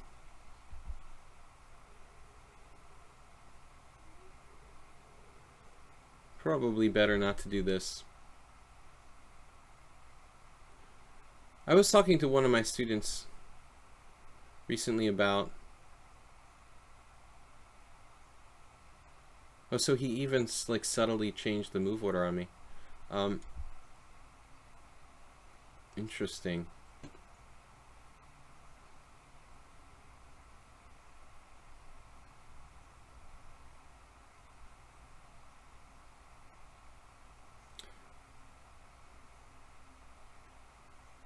Okay, whatever. I have to take.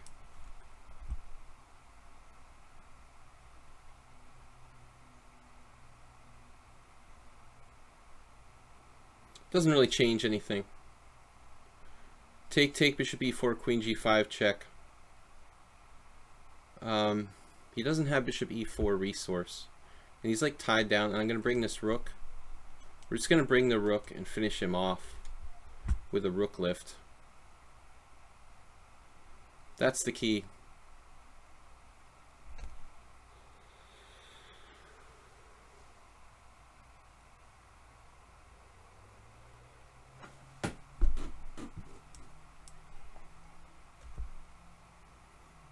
No spoilers. If you want to help someone, help me. I'm just kidding. Anyway, guys, welcome to the stream. International Master William Paschall. We're playing Blitz and Classical against subscribers and viewers. Please subscribe and support the Twitch stream. Okay. Yeah, he found this is probably the only defense.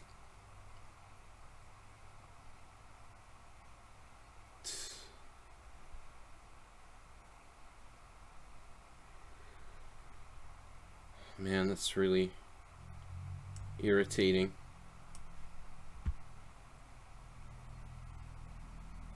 But don't I have like h4 here? Does that help? How about rook e1?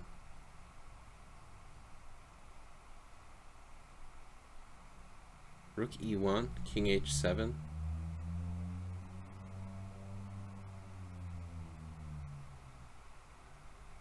Rook e1, king h7 looks like fun. e1, king g7, d5.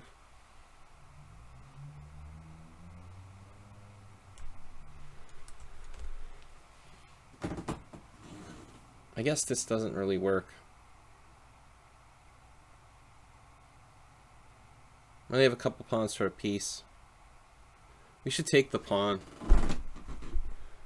But I don't think I'm winning there. I think it's probably equal. Okay, I have to take on g6.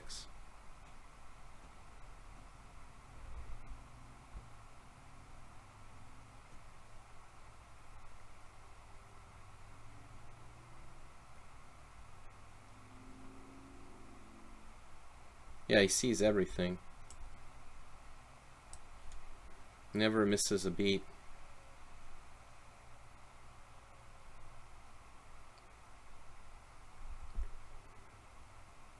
I only have 2 pawns for a piece, which is not really enough here.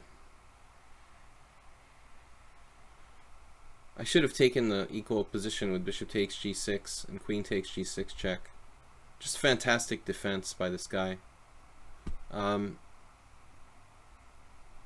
He just does not miss anything tactically.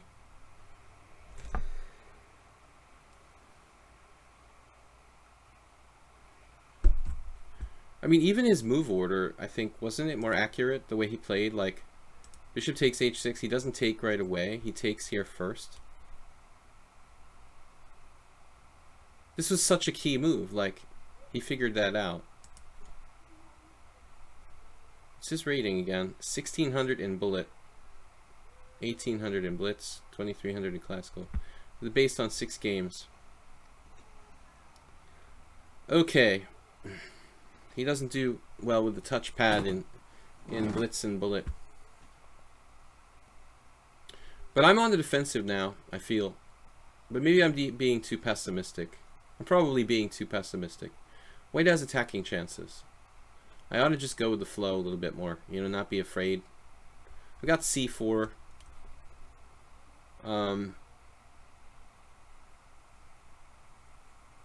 I mean, this is scary for black, actually. So I shouldn't be so pessimistic because I think I made like some inaccuracy. I was actually expecting him to play like king g7 in this position. And then maybe d5 would work. Even then it wouldn't work. He'd still have knight takes d5. Okay, I would do bishop takes g6 followed by d5 in that event. Now he's taking a lot of time here. Guys, we have time, quite a bit of time left. Tra-la, tra-la-la, I like the band. Yeah, my little tribute. Okay, now he's giving back to the ones he loves.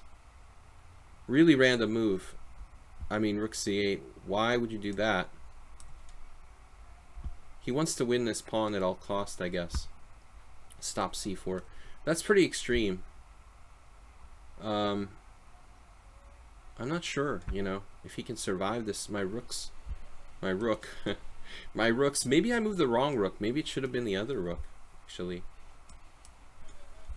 Okay, rook takes e6 looks awful for black.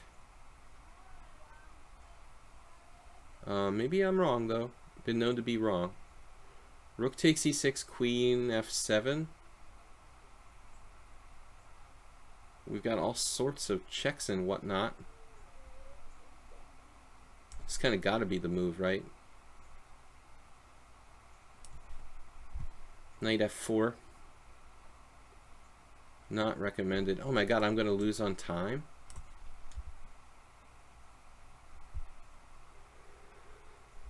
I'm going to lose on time.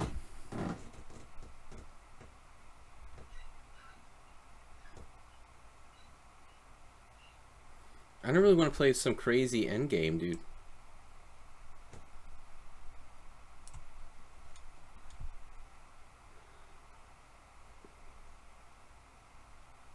I don't know why I chose that square in particular.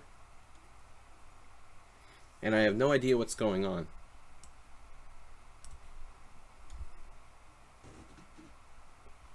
I'll just tell you now. Ooh. I don't think this was the best. It's getting pretty random around here.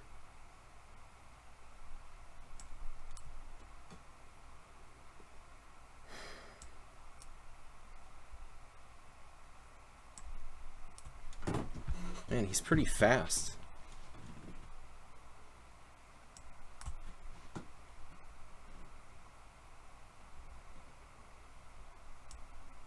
The old back rank, Alekine's gun. Oh man, that was lucky. It was just a swindle. He's probably better at some point. Let's see. What's up here? The end stage was just random.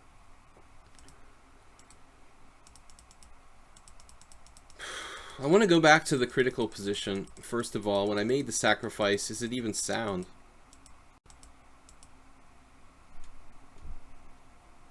computer is just having a field day. It says we made tons of mistakes. Knight takes d5. That's exciting. This is just suggestion of the computer. So, Stockfish, this is a little too deep for you. But, look, it's totally playable. Okay, it doesn't like his move order? Why doesn't it like its move order? What's wrong with... Oh my god, I had bishop takes g7. Holy crap. Lasker Bauer, dude. I have this. What's this as a draw? Okay, well, congratulations me, or it's not a draw. Wow. I have this move. That's fantastic. This gets me an improved version of the game. That's basically what I wanted, to avoid him getting in bishop e4 to transfer and defend his king. So bishop takes g7 is a fancy way of setting that up, more or less. Weird. So knight e2 check, bishop takes e2, king takes g7. What is this, a draw? Why am I winning here? Queen h4 check, king h8. I mean, I'm thinking this is a draw. Queen h4 check, king g8. You could play knight h7 here. What is... Oh, he can't play knight h7. Yeah, it's a draw, dude. Queen g5 check, king h8, or king h8. And then bishop d3. Holy crap.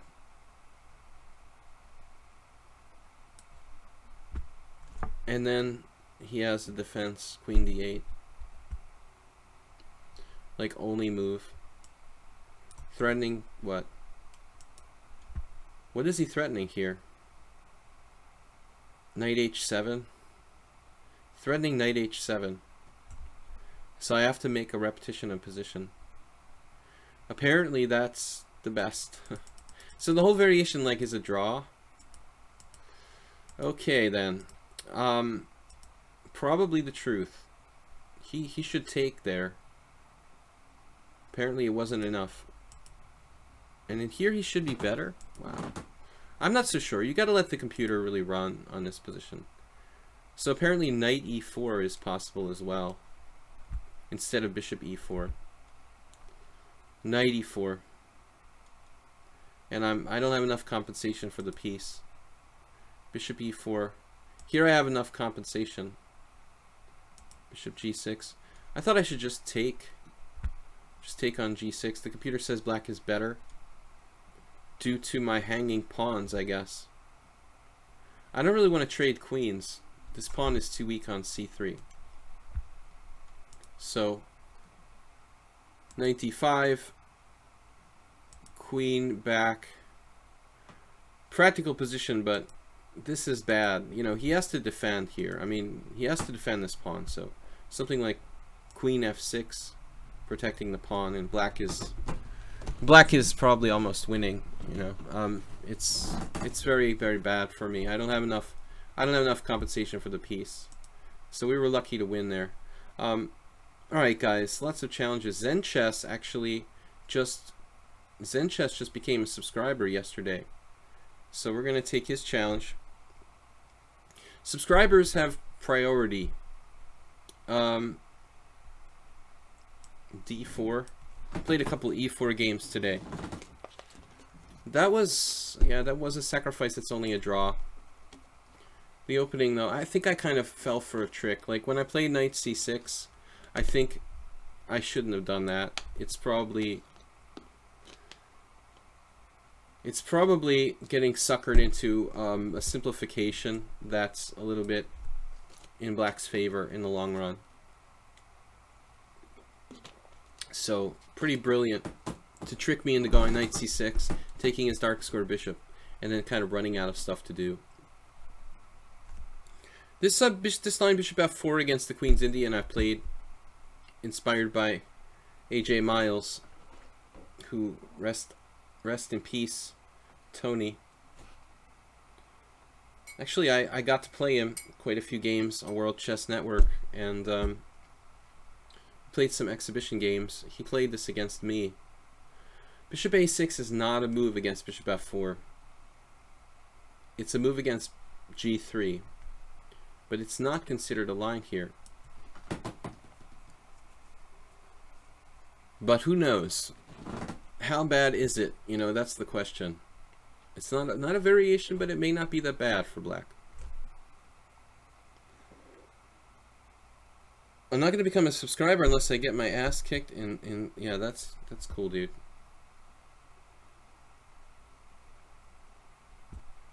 E3. There's got to be a lot of Crazy House streams out there. What is going on today? There's a blitz tournament, a King of the Hill tournament. E3, H3, basically E3, and you know, bishop a6 doesn't really make sense. C4 is a weak point when white plays setups where he fianchettos the bishop on G3, with G3, bishop G2. If I don't play G3, then bishop a6 usually doesn't have effectiveness. Ubat says, yeah, it's getting a little crazy with the emotes. Maybe we're going to have to change that, Blue Crow. I think the emote, it's like and it's like timing people out. It timed someone out for like 600 seconds for emotes before. I thought that was getting a little bit out of control. Am I punishing this bishop a6 here? I don't know. Maybe I should think a little bit deeply. I may have already made a mistake. I'm not sure.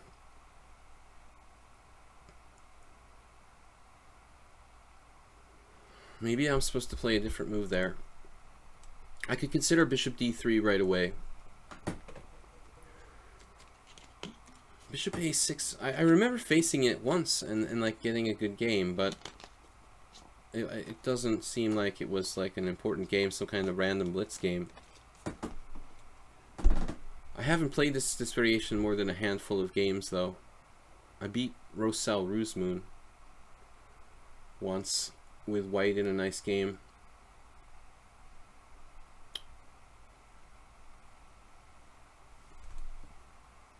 Yeah, there's like a world-class tournament featuring Garry Kasparov's first like world-class tournament in 20 years or something. Nothing major.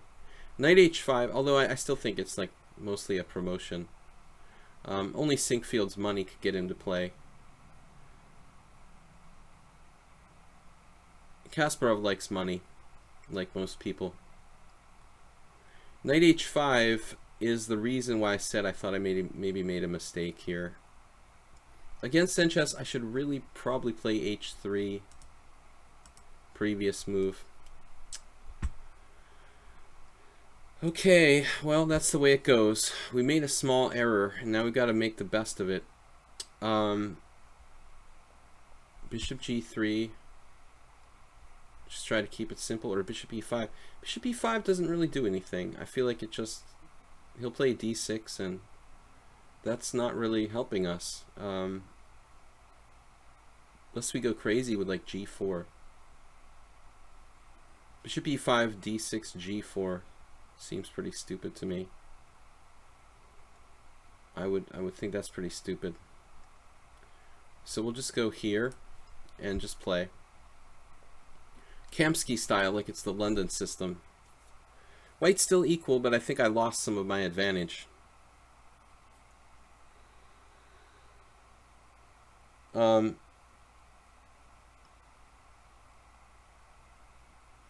guess the point is Kasparov will try to play the classical tournament, and that's the key. You know, Blitz and Rapid is not that interesting, but he did that last year. He played Blitz and Rapid last year already, so that's not a sensation. The sensation is if he plays in the classical tournament. I guess he's getting bored with politics now, or maybe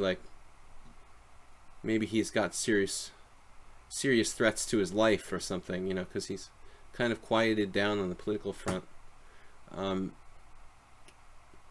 His interest moving back to chess. Gary, that is. Bishop d3, pressuring h7. I've delayed castling.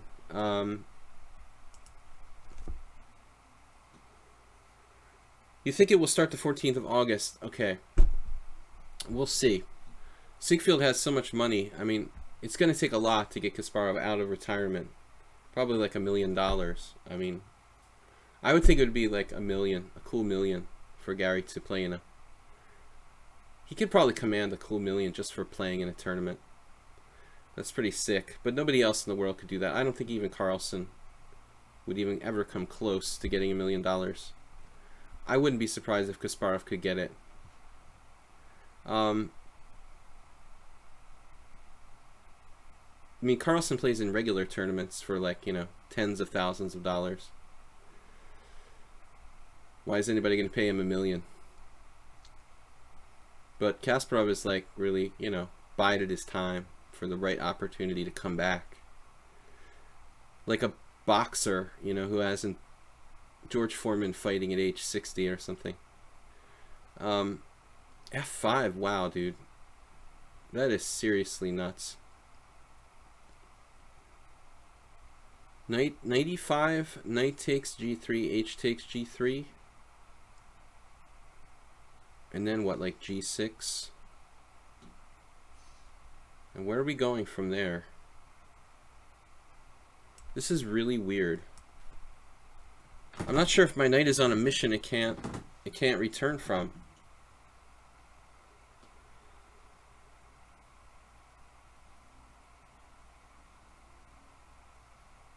I'm just guessing, man. I mean, Kasparov's not interested in prize money. He's interested in money for showing up. I'll guarantee you. And that's not publicly, you know, information. Not public information, how much he gets for showing up. But, you know, he had some huge money from like the match with Deep Blue years ago. And I mean, that's what he's looking for, a big score. None of this like, you know, $50,000. You know, I mean, I'm not sure exactly how much he would require, but I'm thinking if it's a billionaire, you're probably asking for a lot. Maybe he'd play for like $500,000. I don't know, man. Maybe I'm selling him too short. Okay, so Queen E8, man, you're just really Zen chess. What's with you? You don't want to like give up the tension. Queen F3 is interesting. Bishop E2 is interesting. Bishop E2 feels like I'm going the wrong way, doesn't it? Zen chess is in love with tension, and keeping it. Knight B5 is kind of different. With A6 being weak, does that become a topic of conversation here? Knight B5. You can play Bishop D8 if nothing else. Queen F3 C6. This is such a weird position. So Queen F3 C6 doesn't seem to do anything. And Knight B5 looks like kind of a cheapo. What are we doing in this position?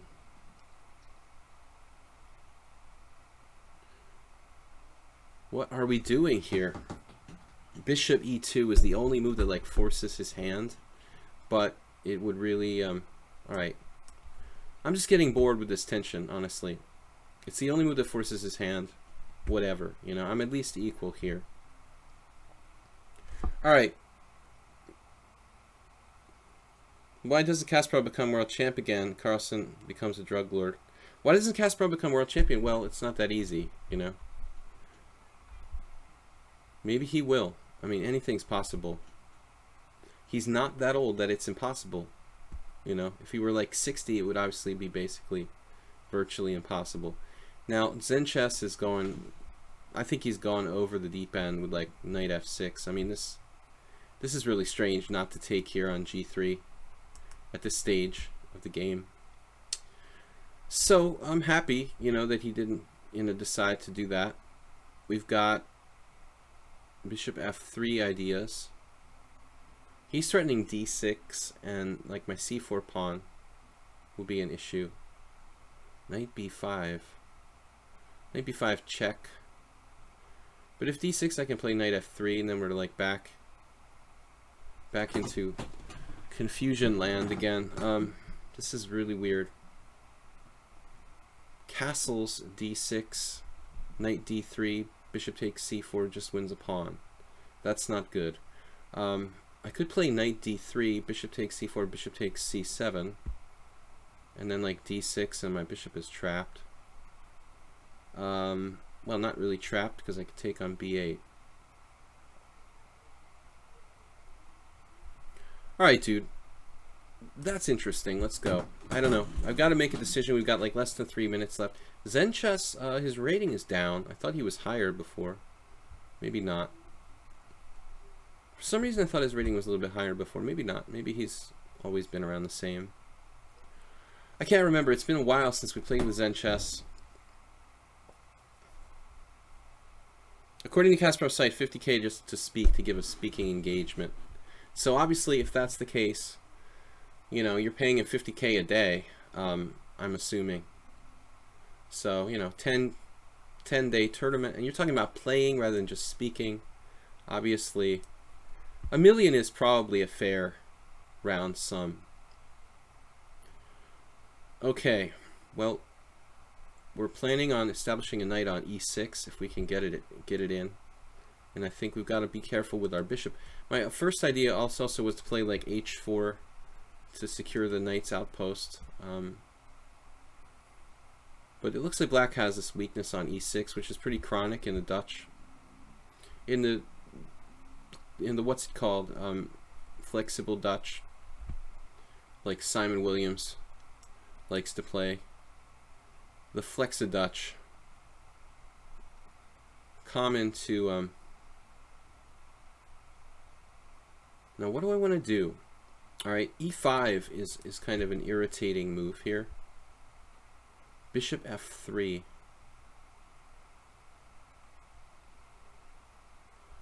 Bishop f3, c6. And then what? You know, do I go d5 right away? I guess I go d5 right away. I mean, this is the only thing I don't like about it is that his e5 pawn is going forward, but we've got to be better here. I mean, we're not getting our bishop trapped. We've got a knight on e6, and we're at least slightly better. Okay, next question. How to proceed from here? A lot of weaknesses in the black camp. This one looks like a prime target. h4, as I said, interesting. He's got knight d7 developing a piece. h4, queen c2, something like that. I don't need to castle. Who needs to stinking castle? Queen c2, h5. Probably going to castle queenside at this rate. Zen Chess is going to like lose on time. He actually has bishop c8, maybe a safe move under the circumstances. Maybe the best try. That would be complicated. I feel like I made a mistake with playing h4. I should have hesitated and played queen c2 first. Maybe that would be a little more accurate. It feels like a mistake to take that guy, but knight g5 and h5. I don't know what's going on.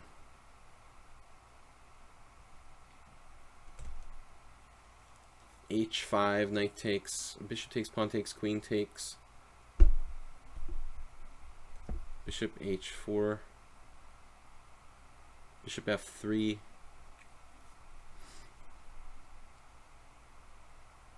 I don't know what to do.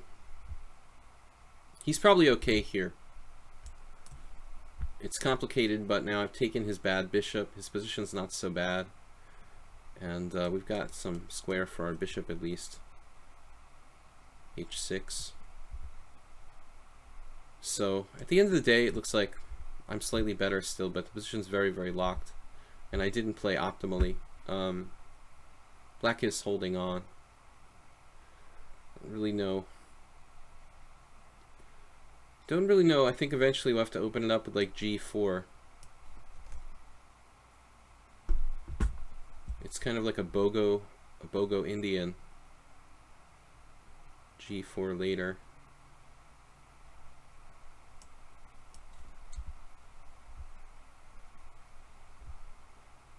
White's just a tiny bit better.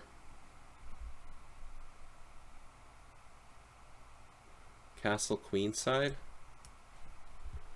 G4. We're planning G4. He's sidestepping it. Look at this move. And attacking my pawn, man. Not allowed. Actually, yeah, we can't allow that. I have like no way in, it appears. No way to get in. Look at his time usage. Increment master. The increment master, and I don't think I should even play G4 here.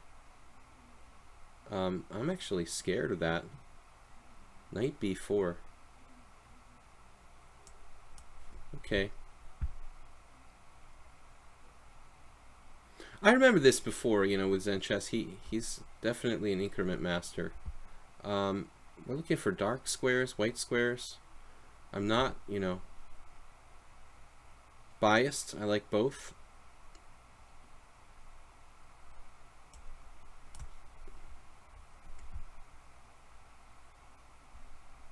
Obviously, that's not happening. Man,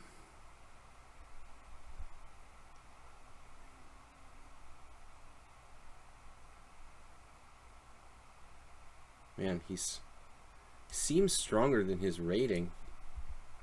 2063. I've got to be careful here. Finally, he's like cracking. He made a kind of positional concession. First one today. Damn, dude.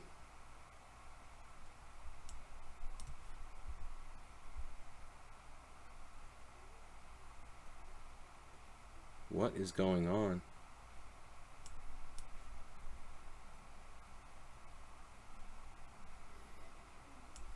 Seriously?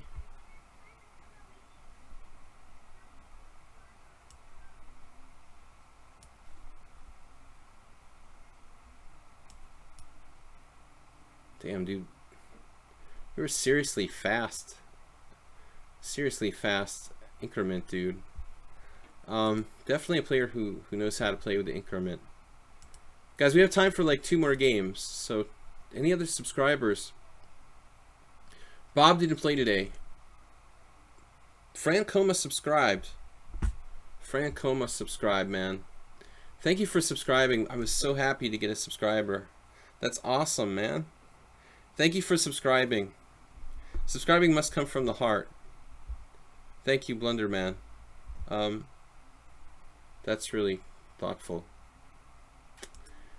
Alright, man. For less than the price of a sandwich at Subway, you can subscribe. But that's too much.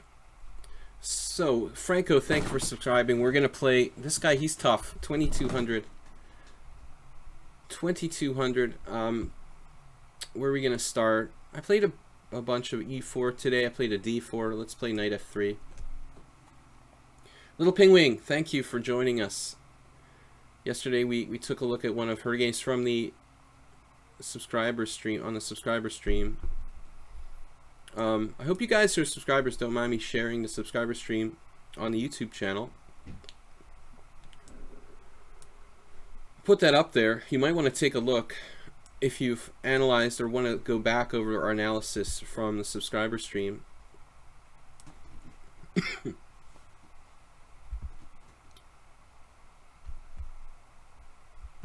From the hearth. Because I think it's valuable. You know, we went over some games yesterday, and to go back to the video and take a look, I think it's something we should do. Knight takes d4. Franco 2000. There was the mysterious Russian guy. I think he was Russian, but actually, I'm not sure. Some guy was like 2600 who crushed me with knight takes d4, queen takes d4, queen a5. Totally unknown to theory.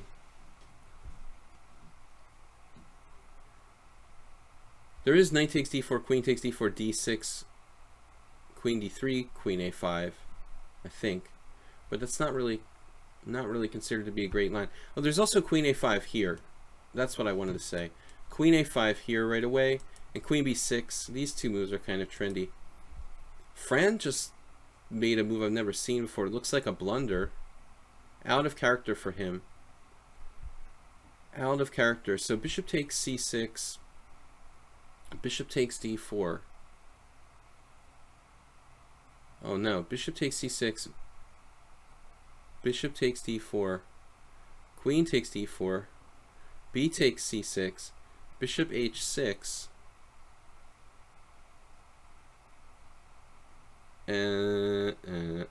We win the exchange there.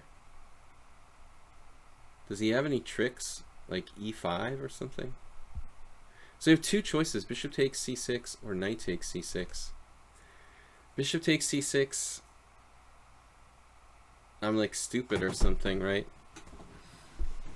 Well, there's bishop takes c6, b takes c6, knight takes c6, queen takes d1, knight takes h8, check, king h8, rook takes d1. What's the deal with that? Bishop takes, d takes, knight takes, castles, knight takes, king h8, rook takes. And then he's got the bishop pair, which is kind of nasty, actually. So I guess we go with this. Man, this is this like some kind of theory, dude? Seriously? This is a new idea. He sacks a pawn. Ultra hyper modern pawn sack or blunder?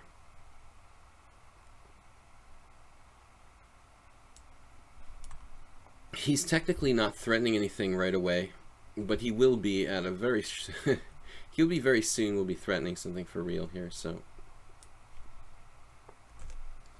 an original blunder or sack? There's no arrows in real life. Mule Skinner said he was slaughtered as usual. Thank you for subscribing, Mr. Franco 2000. 98 now. Was this a blunder, or did he really intend to sack this pawn? I would say he has half a pawn compensation. It doesn't really strike me, you know, that like a retreating move would be a good pawn sack. I mean, you guys know that in this position, this is like an old pawn sacrifice d6, and even it like might be almost good enough even today. Like d6, knight takes c6, b takes c, bishop takes c6. I think if white knows that perfectly, he can get a like slight advantage. But knight e8, you know, it's kind of like the same sacrifice, except your knight is on the back rank. I mean, there are some interesting paths for this knight, admittedly. Knight c7, knight e6, or knight d6, knight f5, or knight d6, c4. You know, it's a normal maneuver for black in this type of English or Sicilian, but it doesn't seem right, quite right. Quite right. Where are our English subscribers? Arsenal fan Richie hasn't been here. He's not even a subscriber yet. I haven't seen him in a long time. Okay, so d6. Well, basically it's like he played that gambit I just showed you, but he played knight e8 voluntarily. That can't be right. Can't be right for black. d6 turns it into the same gambit with the move knight e8, and that's got to be bad. So now queen d2. Queen d2 would be nice, but then black has queen a5, which could make it hard to activate our pieces with knight d5 isn't on, b3 is not on. So queen c2. Queen c2. Not the best square for the queen, but it does the job. Queen c2, knight c7, b3, knight e6, bishop e2. You know, I think this is what we got to do. Bishop f5, e4. You know, we got to just live with that slight weakening of our position. I'm just pretending I'm playing like the Grunfeld, and I'm up a pawn with a reverse Grunfeld or something. And we're going to play b3. This move I didn't consider. Franco's usually really tough, but I think some of our other players, except for World Loser, of course, who took me out yesterday, maybe he's suffering from the time difference. He's usually extremely tough, but it's pretty late where he's at. You know, it must be like the middle of the night. Not the middle of the night, but it must be like 2 a.m. or something at least where Franco's at. Maybe even later. So yesterday World Loser beat me from Poland, where it was probably like midnight, but he was lost out of the opening. He didn't seem quite 100% either. The Hungary stream I'm playing in the morning, you know, like 10 a.m. and so all the European guys are fresh, and Franco's like he's sitting there in Russia in the early midday or afternoon, you know. And although he's played in my simul's, but that would be like, you know, evening time for him too. So just to point out, I think our European time, which will resume again in September, is more favorable to the European guys. Russia, of course, part of Europe, at least part of it's part of Europe. Part of Europe, part of Asia, Eurasia. Bishop b2. Franco says it's 3:30 a.m. So he's not his 100% self, I think, at 3:30 a.m. Some of us are, like if it was Spinal Tap chess, I would say, oh, well, it probably doesn't matter. He always plays at 3 o'clock in the morning. I used to play a lot late at night, but these days have too many responsibilities.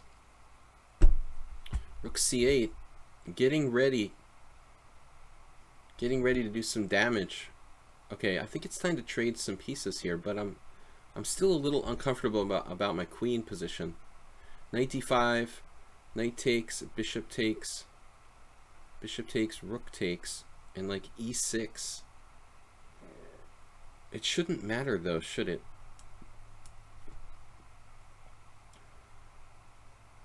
It might matter. It really might matter. I might have pulled the trigger on this too soon.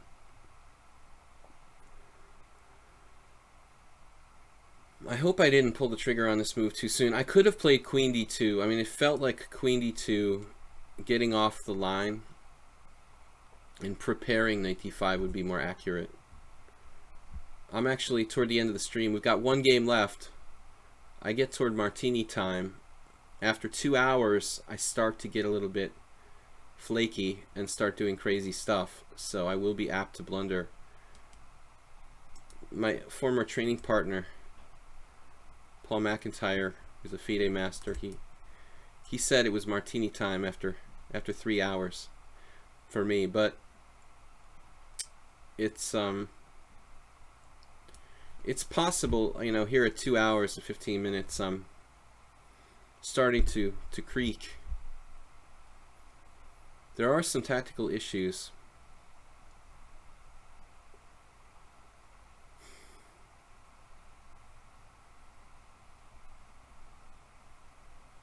Oh man,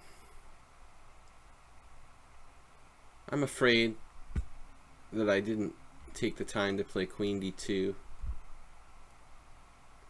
It's gonna come back to haunt me.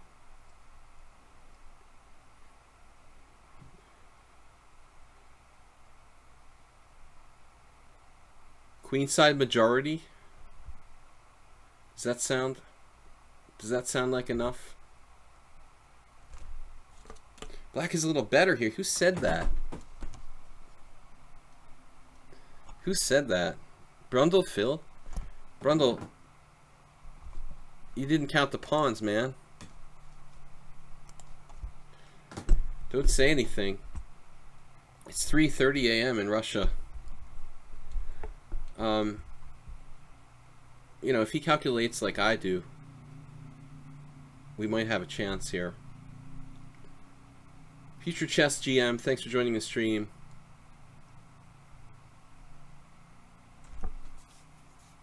Guys, we got 59 followers. I'd like to thank Franco for subscribing and for not playing the crushing move that saves the game. Whew. So he has like bishop takes b2 here. Queen takes b2. That's not so clear, right? Bishop takes b2, queen takes b2, bishop takes d5, rook takes d5. That's fine for me. No, bishop takes b2, queen takes b2, bishop takes d5, rook takes d5, rook takes c4. That's the point. But we have bishop takes b2, bishop takes e6, queen takes e6, queen takes b2, same thing, rook takes c4. Bishop takes b2 doesn't work. Therefore, we have to play bishop takes d5. Bishop takes d5 for black, and bishop takes g7. I wonder if Francomo was calculating that. Bishop takes d5, bishop takes g7. Actually, what's wrong with that? Well, it's unclear. I mean, if nothing else, he should probably go for that. I thought he was winning a pawn back, but bishop takes d5, bishop takes g7 isn't so clear, and we may play opposite color bishop position. I think that would be his best chance, though, because otherwise he's not, you know, he's not getting any complications. Queen d2, correcting my earlier mistake. No, I thought he was winning a clear pawn back, but okay, I didn't analyze enough. Bishop takes d5, bishop takes g7. You know what, though? Let's go back a second. I still have a little time. Bishop takes d5, bishop takes g7. I did look at this, you know, and so bishop takes c4. And that's why I was freaking out. Yeah, he can win the pawn back. Bishop takes c4. And it's very sharp, but I think that black might be okay. Queen b2 doesn't do anything. It's sharp, but I'm not sure I have a mate. I mean, he has like f6 and stuff, so yeah, he wins the pawn back. Now he doesn't get his pawn back, or does he? Fuzzy Wuzzy was a bear. You know the song. So, still complicated. Still tricks in the air. Bishop f3 strikes me as a good idea. We've got possible piece traps with g4. We've got other good stuff. Like what? I don't know. We've got queen a3. Mr. Pawn on d6. Mr. Rook on c4. So he's getting fancy throwing this in. Not a bad idea. I've got to play now rook e1, which I'm not happy about. He snaps the pawn. I still have queen a3 though. No bishop traps realistically. Although maybe I can get like queen f6, queen h4. So he saves the pawn, damn it. No, not if I play queen d2. He saves the pawn, damn it. Queen d2 doesn't save the pawn. Man, this is really, really close. Oh no, you have to think here what to do with black.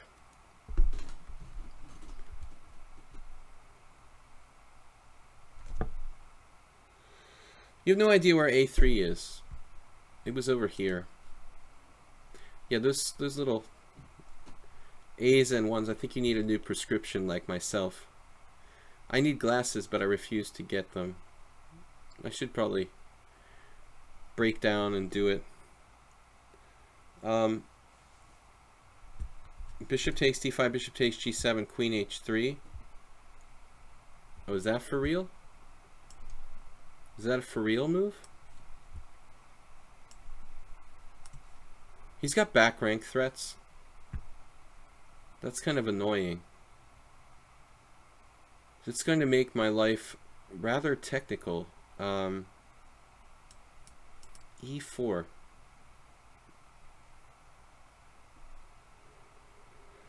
Okay, we have a way of doing things around here. I hope it works. Just barely.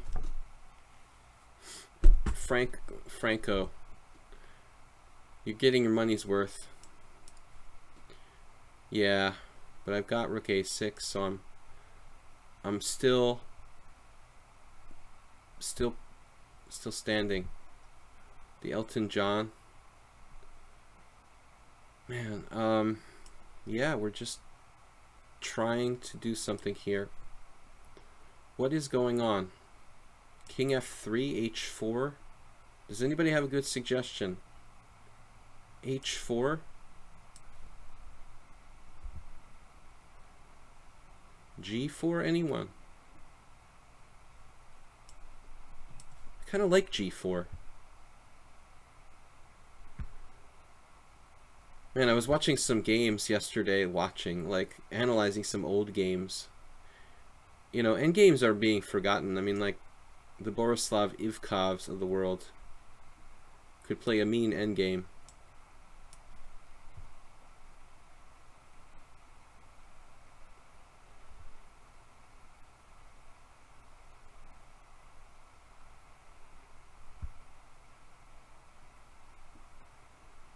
Yeah, Franco's hanging on. I mean, he has good drawing chances. A little bit of pressure. I'm not sure if I played this correctly with h4, g4. But why not? Okay, that seems like a weird move. I'm definitely playing g5. Whatever. Maybe it was over-optimistic, perhaps.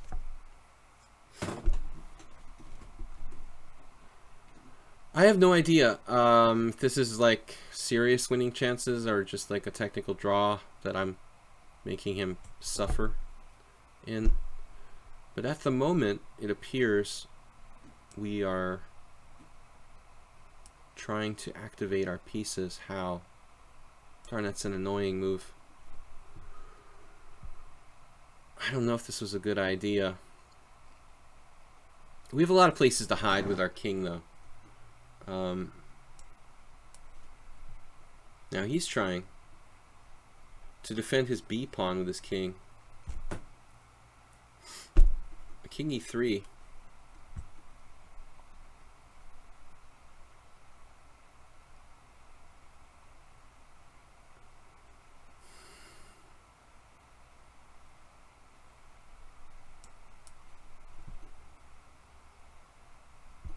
Very technical position, man. This is like one of the longest games. It's a 7-5, but I'm not sure what's happening here. This is just going to drop a pawn. It's a good idea.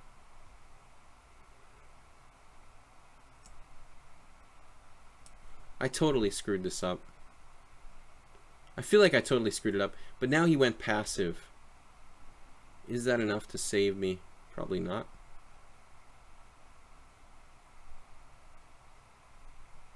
Why don't we check him? Whoa. King a6. Crazy. Okay, rook d4.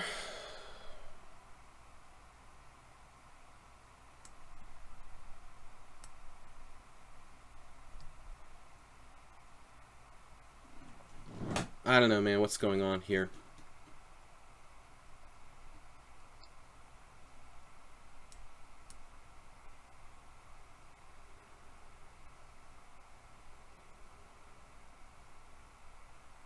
Wow. Okay, we activate the second rook. And I feel like we made progress. Could he have traded rooks or not? I was going to get my king in on f6.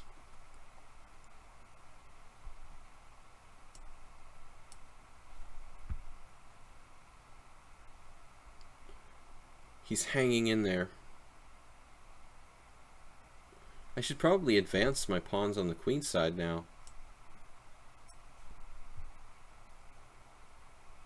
His king is in a kind of awkward spot on a6. Blundered. Blundered. Okay, man. Tough game. You hung in there. Very tough. Last game, Justice of Dictator. So we have another subscriber, Bob. Bob was supposed to play and he didn't get to play. Okay. Bob, you didn't play today, right? Wait, did I play Bob today? I have to check. I don't remember playing Bob, did I? Bob didn't play. Alright, we will play Bob then. Subscribers first. Any other new subscribers today? Francoma, tough one, man. If it wasn't like 3:30 in the morning, I'm sure. Blunderman, I don't play Crazy House. I don't play Rated. Is anybody challenging me to Rated? You're gonna get on punishment if you challenge me to Rated. Too late to play. Anyway, good fight, man. It's all about Bob. Last game for today, guys. Thank you for watching, following. We're gonna bust the Sicilian on Bob. 16 people subscribed. Francoma is the latest subscriber. Plucro did a great job modifying Moobot. Let's play the Hyper Accelerated Dragon. Bob, I've played this against you. I forgot. Bob plays this with black. Bob played E6. We analyzed this game, excuse me. We analyzed the game where Bob played E6 himself in a very similar position. It's actually the best move here. Just that Bob decided to play it when he hadn't played Bishop G7 yet, which I thought was a bit weird. I think I've analyzed strange moves here. Pretty much like Knight C6, D4, CD, CD, Queen B6. Just asking for trouble. I think we have to play either E6 or D6. D6 is a strange move. I don't really like it as much. But this isn't really fun for black. And Bob may have played this against me before. And I mentioned yesterday during our subscriber stream that I even played this position with white against Eric Kislik. And Levente, Avaida's brother, played knight takes d4 against me, which I'll never quite understand. I won that game. I don't even remember. It was so long ago. It was like 2004. That was 13 years ago. It seemed like yesterday. Do you think they should eliminate draws in chess? Well, you might. You know, you can eliminate draws in the scoring or something if you want to, but draws, unfortunately, as we get better and better at chess, are kind of like an unavoidable part of the game. I mean, I don't think it's a problem. I mean, we just don't count the draws or something. I don't know. Bishop b3. The other possibility is bishop b5, obviously. So I'm going to play knight e7 here. Would it make more sense, perhaps, to try something else? Could we get frisky and play like bishop g4 in this position? It's an interesting argument to maybe trade off our bad bishop. Bishop b4, bishop g4, excuse me. Knight d2, bishop takes d4, winning a pawn. What cost pawn? Man, this is... Why not, man? Why not? Give it a try. The old college try. Getting the bishop outside the pawn chain. This feels like a very aggressive move for black. The sharpest try. Let's go for it. But I have to be careful not to be too materialistic. You know, like grabbing this pawn in some variation could actually turn against me. I don't know.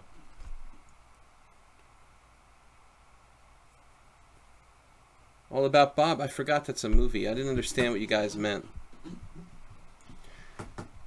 Yeah, if they eliminate draws, they're gonna like eliminate me from tournament play. I'll be like banned because I have so many draws.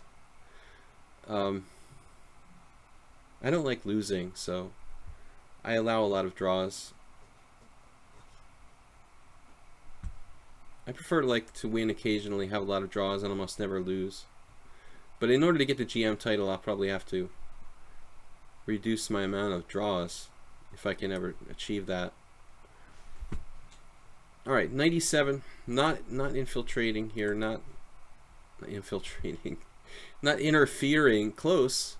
It is the end of the stream, guys. I am due for a martini, so I start to say weird things like infiltrating instead of interfering. They both have I in them, and they both have F at around the same point in the word. But other than that, a little bit different.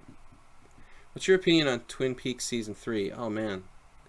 I didn't watch all the episodes yet. Did I? I'm not sure. Now I forget. You know, I haven't watched it in a while, and I'm not sure if I saw them all. I guess I haven't watched them all, so don't tell me anything about it. I liked it. I liked it. It was kind of weird. It was weird. You know, definitely like not like the other Twin Peaks, but this is pretty off topic. Bishop G5.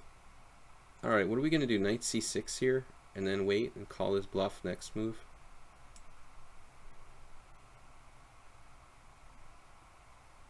Do we want to go ahead and play H6? We can't do that. Bishop takes E7, Knight takes E7, Bishop A4, check. King F8. I like it. Leaving that bishop out to dry on A4. There was a chess game in Season 2. I forgot. Hopefully your martinis aren't like my mom's, where 2 shots of gin and wave the vermouth for the glass. Yeah, man, that's the best kind.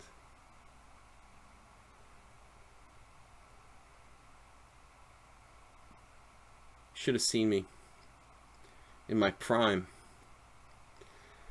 It wasn't beautiful, but it was funny. Yeah, Bob just lost his mind. Bob, can you take that back, please? Because this game is too interesting to make a crazy piece sacrifice. Are you serious? All right, we'll capture and let him think about it. I'm not going to force him to do a take back. It's a unsound sacrifice, but maybe Bob was inspired, so not really fair to force him to take it back. But I just don't think this is close to enough compensation. Nice idea, Bob. Like knight c3, maybe some. One take back per stream, I think is fair. If you want to be like a purist about this whole system, I'm wondering if Bob, you know, should go pretty much like so ED, CD, maybe like bishop b5 check is common. And then you'd have time to play h3 maybe. Then again, you won't have time because you won't need to. I don't know. I have to look up the theory on this. You don't really have time to play h3 and stop this nonsense with bishop g4, which seems to kind of equalize for black. I'm threatening probably something. Well, castles or h6 is recommended. h6. Notice how slowly I'm saying that. h6, bishop takes e7, knight takes e7. You can walk away from the chalupa very carefully. Or we could just castle. Bishop takes d5, queen takes d5. You know, Catalan. But if I castle, then he's going to have knight c3, which gets annoying again. Feels like I should make him decide like now, you know, before it's too late. Decide, Bob. Are you going to go to h4, f4, take on e7? The choice is yours.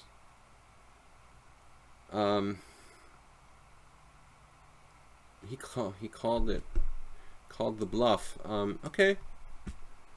I'm proud to be the owner of an unopposed dark squared bishop, and that should compensate for whatever good stuff you have. Threatening to castle effectively. I mean, hell, I could play like bishop f6, king f8, king g7. Be perfectly comfortable. That happens in like the Grunfeld bishop g5 variation. A very common theme. Alright, this isn't much of a bishop. I'm gonna not have to think too long on this capture. And then, you know, now we have the interesting question. Bishop takes... It's not so interesting question, actually. Bishop takes d4, bishop takes d5. Maybe it is an interesting question. Bishop takes d4, knight c3, probably. Wait, that's compensation. Castles would be different. Pretty much the same thing, isn't it? At the end of the day. It's all the same thing at the end of the day. This is like... maybe it's just equal. If anybody has something, it's me, but... he was threatening bishop takes d5. So... bishop takes d4. He could have played knight c3 or bishop takes d5. Maybe one's better than the other. Still seems like Bob is focused. Bob has the idea here, you know, that we're fighting on opposite square colors.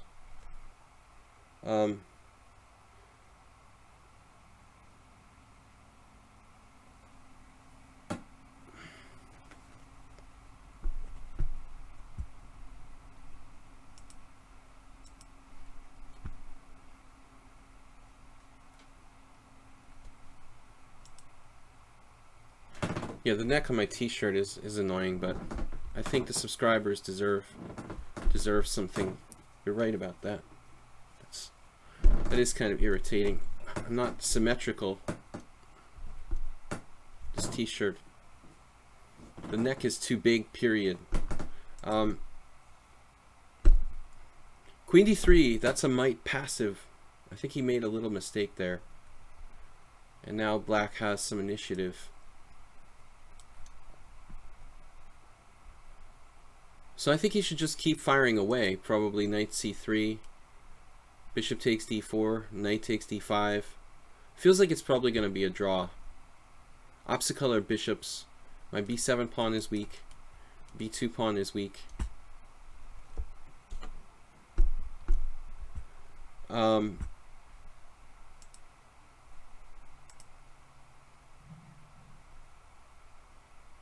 are we? Unfortunately, we've got very little advantage even so. Bishop takes d4, bishop takes d5, bishop takes c3. That seems to work, actually. Can we snap off a pawn here just like that? Bishop takes d4, bishop takes d5, bishop takes c3. We're not winning a pawn, are we? Bishop takes d4. That's really irritating. Knight takes d4, bishop takes d5. Looks totally okay for white.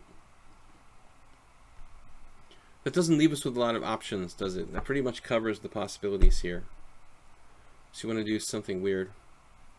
Knight takes d4, knight takes d5, knight takes b3,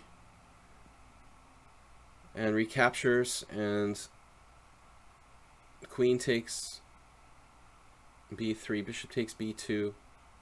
It's a draw. We've had an endgame like this against Bob once before. Knight takes d4, knight takes d4, knight takes d5, knight takes b3, queen takes b3, bishop takes b2. He's got 97 check winning a piece. That's good. Okay, never mind. Okay, we'll go with bishop takes. I've got to watch out for things like queen takes g6, which is always a happy surprise. You definitely want to keep your eye on that possibility. But we have bishop takes c3 here. We don't have other tricks.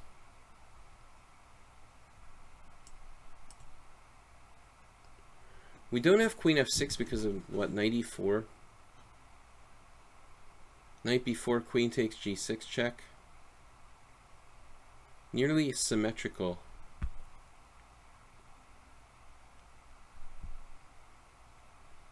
Bishop takes c3. I guess we have to do it. I mean, what else is there? I guess I could theoretically be worse here. But I don't think so. I'm not worse, am I?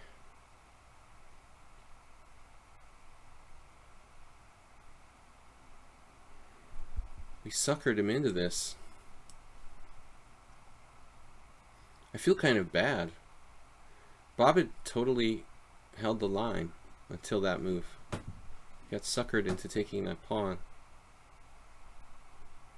But he got the one take back for today. I can't give him a second take back. Queen takes g6. No, not queen takes g6. Bishop b takes c here. And I guess I have a choice between knight e7. Actually, that rook exchange sack there, rook takes e7 would... B takes c, knight e7, rook e7, queen e7, queen takes g6 check is like awful for me. So I'd have to play queen f6 or something like that, and white is easily like at least equal. After b takes c, queen f6, it's equal. Black has to be careful not to be worse, probably, because the bishop on d5 is so strong. Yeah. That's it, man. Greedy. Greedy move. Queen takes g6 check. Let's just make sure we're not hanging something. And this actually hangs something. Take, rook d6. Probably better to play queen g5.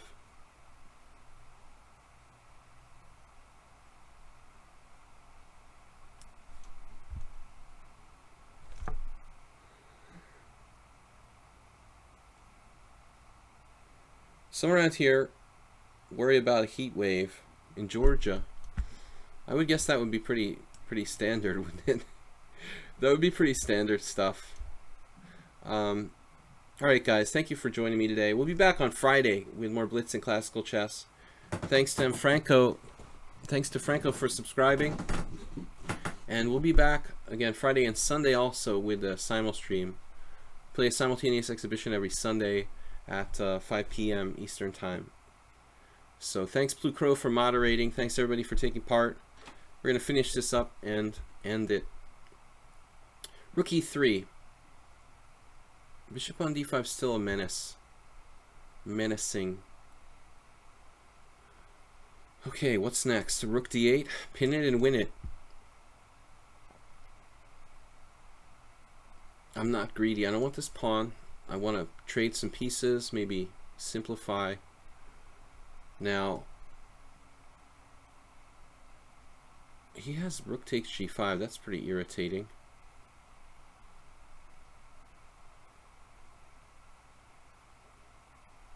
Bishop f6? Oh man, come on now. Alright, whatever. I mean, this has got to be a win. Even if he gets another pawn. Fine. Kind of technical. He has 2 pawns for a piece now.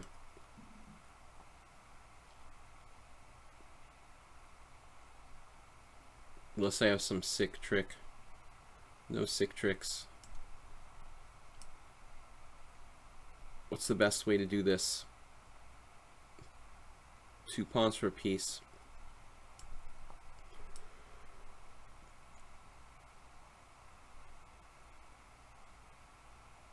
Man, still on the 7th. Should be enough.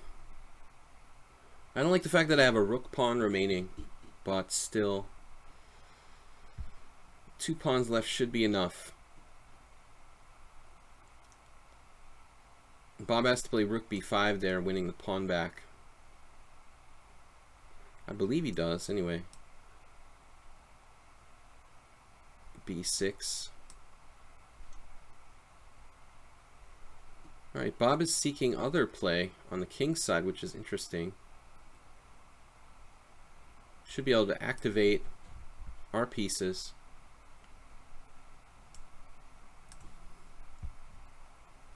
He's not messing around. But I think he needed to take that pawn. So even like best case scenario, Bob, I don't know. Like if you take the pawn, here, yeah, actually the engine doesn't even care for rook b5. That's weird. It doesn't care. Rook takes b7, rook c8, and thinks you're lost anyway. Probably the truth. Probably the truth. You can't play rook b2. It's very awkward. So I'm threatening rook c1 and rook c2. Alright guys, thanks for joining.